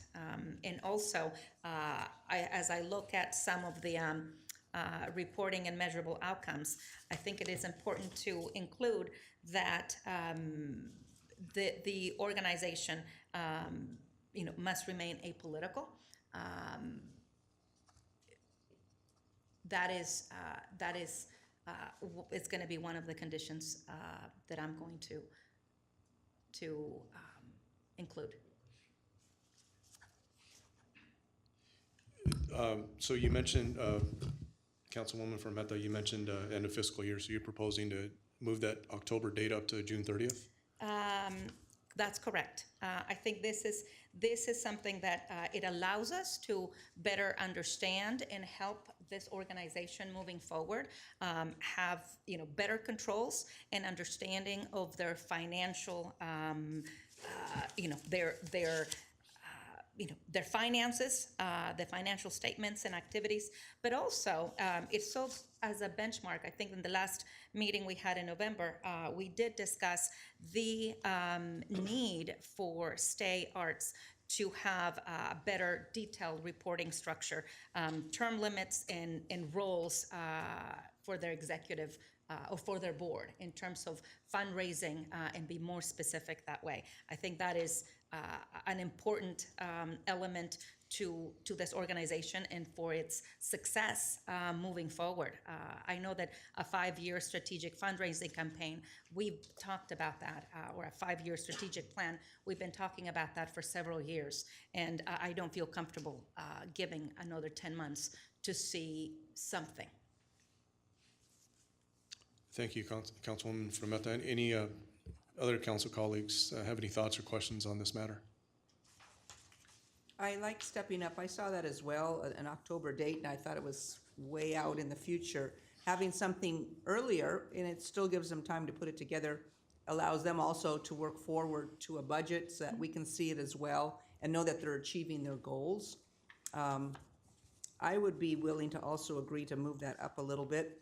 And I noticed under Exhibit A under Services, number 5, they can collaborate with a lot of different organizations in here to bring in some fundraising efforts. I'd love to see the Downey Historical Society and them work together and put together a collection, exhibit, the Rose Float as well. I know the DFEO is really supporting them with that part of State Arts versus the State Gallery. So it's very self-funding, it's self-sufficient in a sense with that other umbrella, that arm. I think that is a for-profit organization versus the nonprofit. They're both nonprofit. So yes, I would agree with Councilmember Frometa in upping that date on the financial. I do also agree with my council colleagues, but I do have one question. Do any other nonprofit organizations that we sponsor, do we pay for their lease or rent? Or is this State Gallery is the only organization that right now we pay for their lease or rent? They are the only organization that we're paying for lease. The other nonprofits, like the CBO program, is focusing on programs and services. Or for like HUD or CDBG funding, it's for programs and services. Okay. And when we started to do this inception of this art in public places, it was started, you told me the date, right? 2005. 2005. And the purpose of that was for what? So the purpose of that is to expand the arts in the community, whether it be art sculptures, murals, things basically in that nature. It was amended in 2012 to allow for the lease payments of Stay Gallery with the focus of promoting arts in the community as well. Okay. I just want to open maybe some dialogue with my council colleagues, because I ran my campaign to make sure I beautify my street, my district. And I think, I don't think we're allocating these funds appropriately to beautify. I mean, I would appreciate a mural or an art structure in the promenade or the Downey Landing. And so I think for so many years up to here right now, I think we need to really reconsider this. I'm a full supporter of the arts. I don't want to be misunderstood, especially because I know them and they're Downey folks. But up to what point are we gonna, use this funds for this specifically? Because we do have to come back next year, and I think the lease will be $41,000. Well, and I think, yes, you bring up some good points, and Vanya, I know that the art in public places, was specific to our downtown. And again, we would have to go back and look at our master plan and our master downtown development plan. But again, I think there is no question, and we've had this dialogue for several years. I know since I've been on council since 2018, there's no question that we want Stay Arts and that we support the efforts. But at the same time, there's got to be parameters, and we as a city, we need to establish those controls, so to speak. In the last meeting we had in November, there was a conversation about $100,000 salaries for the executive director, and that. And so I know you're shaking your heads, but I think that it is important for us as a community to understand what investments we are placing, while at the same time making sure that we help you get to the next level. After 11 years of funding and close to $400,000, it is important. We want the arts, but there's got to be the controls. There's got to be individuals, part of your board, that know and understand how to run nonprofits, not just be on the artistic side. So having said, please, can you please excuse not me, shout from the back? We don't need comments from the audience right now. If I could just also add, so regarding the addition or the changes to the Arts and Public Places guidelines to expand the availability of the arts, it does not require the city to be using those funds for those purposes. It just expanded the use, that if the city were wanting to use it for a public art venue, you could, but it doesn't require you. So if you want to use those funds for something else. Or maybe I just got a little confused. The Art and Public Places Fund was only designated to provide statues, murals, only in the downtown area, No. or throughout the city of It's Downey? throughout the city, yes. In 2005, it was the goal of providing original artworks that are easily accessible to the general public throughout the city, including parks, business centers, kind of like you said, the landing, or the public spaces. And so then from there, it was expanded to include this particular area, allowable use. Thank you. The reason why I'm bringing this up is I would really appreciate that we can use this funds, what it was meant for, to beautify our streets. I know District 1 has been neglected so much, and I want to make sure I'm a voice for my district to bring in more arts, more murals, more paintings, and provide that beautification that I promised my constituents. I asked Roger for a report on the last 5 projects that this fund provided, and I appreciate for the information. From 2020 to 2021, we spent for 5 art pieces in downtown area, a historical kiosk in downtown, 3 art pieces in the Theater Plaza, a firefighter memorial in front of City Hall, and an art piece in the FURMAN Park. And I just don't feel like mean, I would appreciate it if we can use these funds throughout the city of Downey so that we can equally thrive and have arts in all our districts. So that's what I want to make sure I say before we continue on, because I know next year we have to approve the rent again. Well, yeah, I appreciate those comments, Councilmember Ortiz. But you know, I believe there is a sense of urgency in State Arts being able to cover their rent for the next 12 months. I believe we can revisit that. And just to be fair, to clarify, I mean, there were in the reports provided, they do have some high hourly rates, but it's not at full-time hours. So they're not being paid $100,000 an hour, but they do have high hourly rates. I will say that. So with respect to remaining apolitical, is that a stipulation? Do we have to vote on that by itself? Can we add that and make that part of the condition? If that's what the council direction is, to add that as a condition, then we would need to go back to State Arts to discuss it with them to see if that's something they would be agreeable to bring back the item. Along with changing the timeline for the documents to, I think the discussion is June 30th. So that as well would have to go back and be discussed. So really right now, we're looking for some direction from you. Do you want us to go back to them and discuss those new conditions?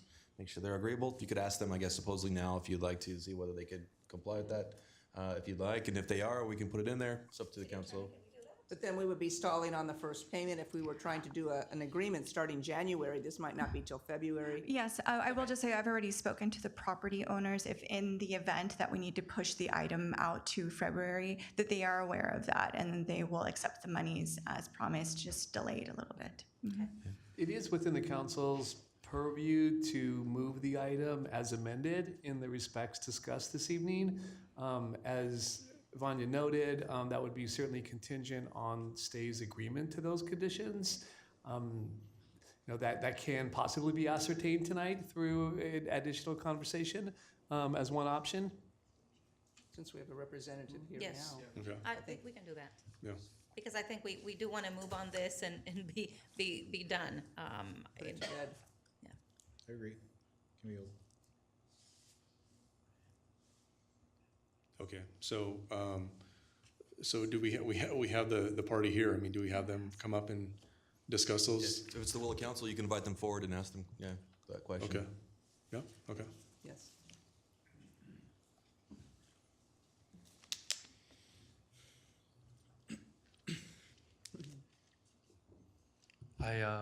I do wish that we had the opportunity to finish our presentation because we do clarify quite a lot of the misunderstanding that's occurring. I'm just going to read this one part specifically about this rate, if you don't mind. I wanted to make a clarification regarding our salary at the City Council meeting on November 28th. We were asked about our hourly rate, our service rate, our $120 service rate. This service rate was included in a proposal that outlined the production costs of our programs and services and does not reflect an hourly wage. We are employed through the organization and receive a modest monthly salary. So just wanted to clarify that first and foremost.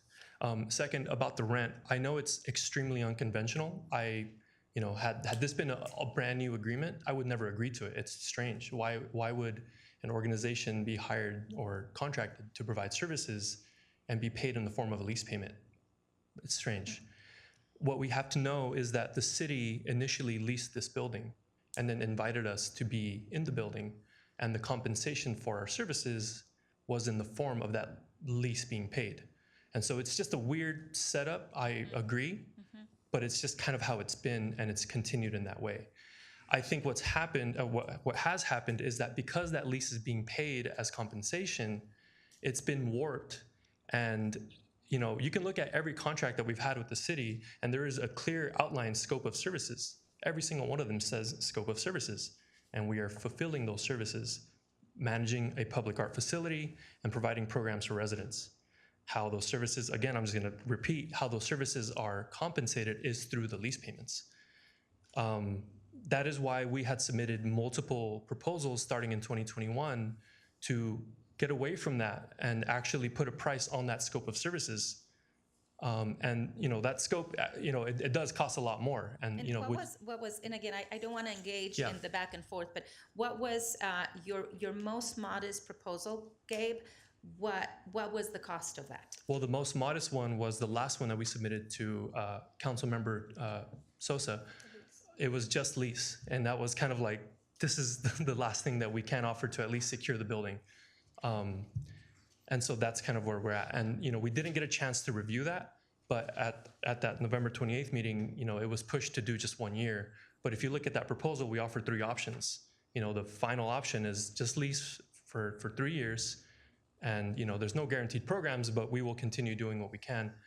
And, there's other options within that. Another thing I want to clarify about a business plan, this is the first time I'm hearing about a business plan being requested. When we first started the organization back in 2010, essentially, we've been operating off of the business plan that we had at that time. And so, we do have that plan. It is, obviously it's under a different name, Downey Art Vibe. But even the language within that business plan is very integral to how, to that organization operating as an arm of the city to provide its arts, consulting or, programs. Very similar to, say, how the Arts Council in Long Beach operates a separate organization, but they do handle a lot of the arts projects for that city. And so that was the initial idea. There was staff during those years that did approach us. They did identify the building. They did lease the building and then invited us to be in it. So there is a lot of confusion around this thing. And, frankly, it's been very frustrating to not be able to just speak to you guys. I think we might be getting outside of the range Yes, of we what the are. comments here. I think the council was asking, is State Gallery going to be okay with moving the time frame up to June 2024, as I understand it, and June 30th, 2024 for the deliverables listed in the agreement, as well as adding maintaining an apolitical stance on various issues within the community, and whether or not that was agreeable or not. Well, first of all, you can look through any, our website, our social media, every communication channel, and there's literally nothing political about anything that we do. We don't control or state what people feel, or that's not our role. We're here to provide arts programs. I'm not sure where the idea is coming from that we're a political organization. We're a nonprofit. It's illegal to be political. Also, we could agree to, yes, a June deadline for a business plan. Sure, no problem. I'm happy to answer any other questions that anyone has. Can I make a comment about the fundraising? Last year, if that's okay, I want to get an okay on it. City Attorney, we just want to make sure, Juliana, we are within. Yeah, I think the purpose of this extended discussion, as I alluded to earlier, was to ascertain whether stay is agreeable to the changes being sought by the council to the agreement before the council right now. That's really the limited purpose of this discussion. So I would just ask the council, to clarify for the record just what changes it is seeking in this agreement, and if it is possible to ascertain from stay this evening whether stay is agreeable to that, then it's within the council's purview to move the item as modified. Well, I think they just agreed to move, conform with the June 30th deadline. Move up And that to date. remain apolitical, which again, a nonprofit is just reaffirming that. Okay. Thank you all. Okay. With that, I will make a motion. Okay, so now I'll entertain a motion and a second to approve the cooperative funding agreement with Stay Arts. With this With two the as amended. Those two, yes. Plan date, I second that. Okay. Okay, please vote.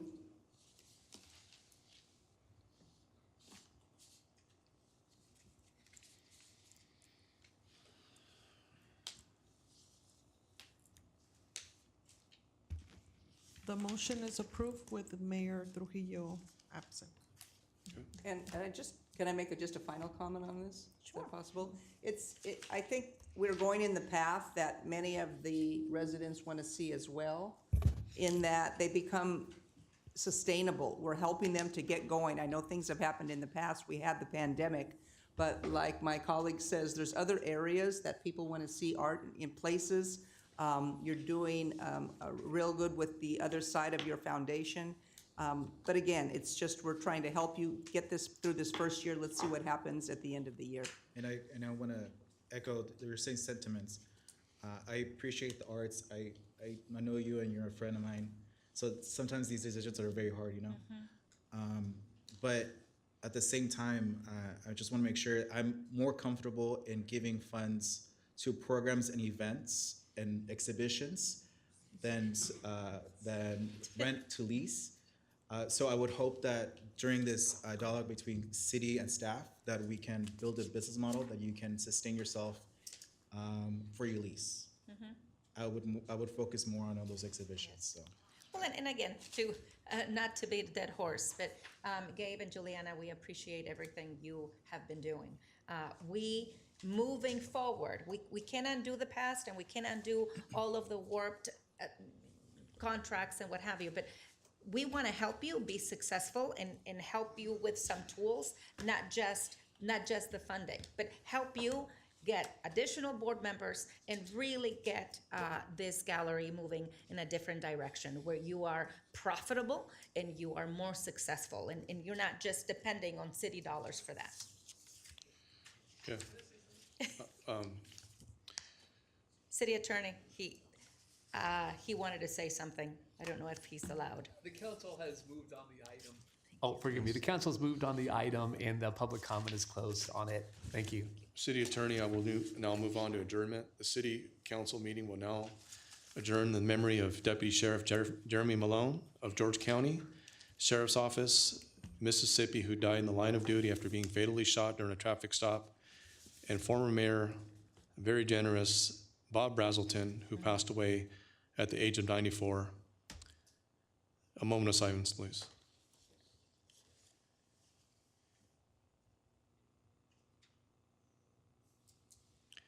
This council meeting is now adjourned.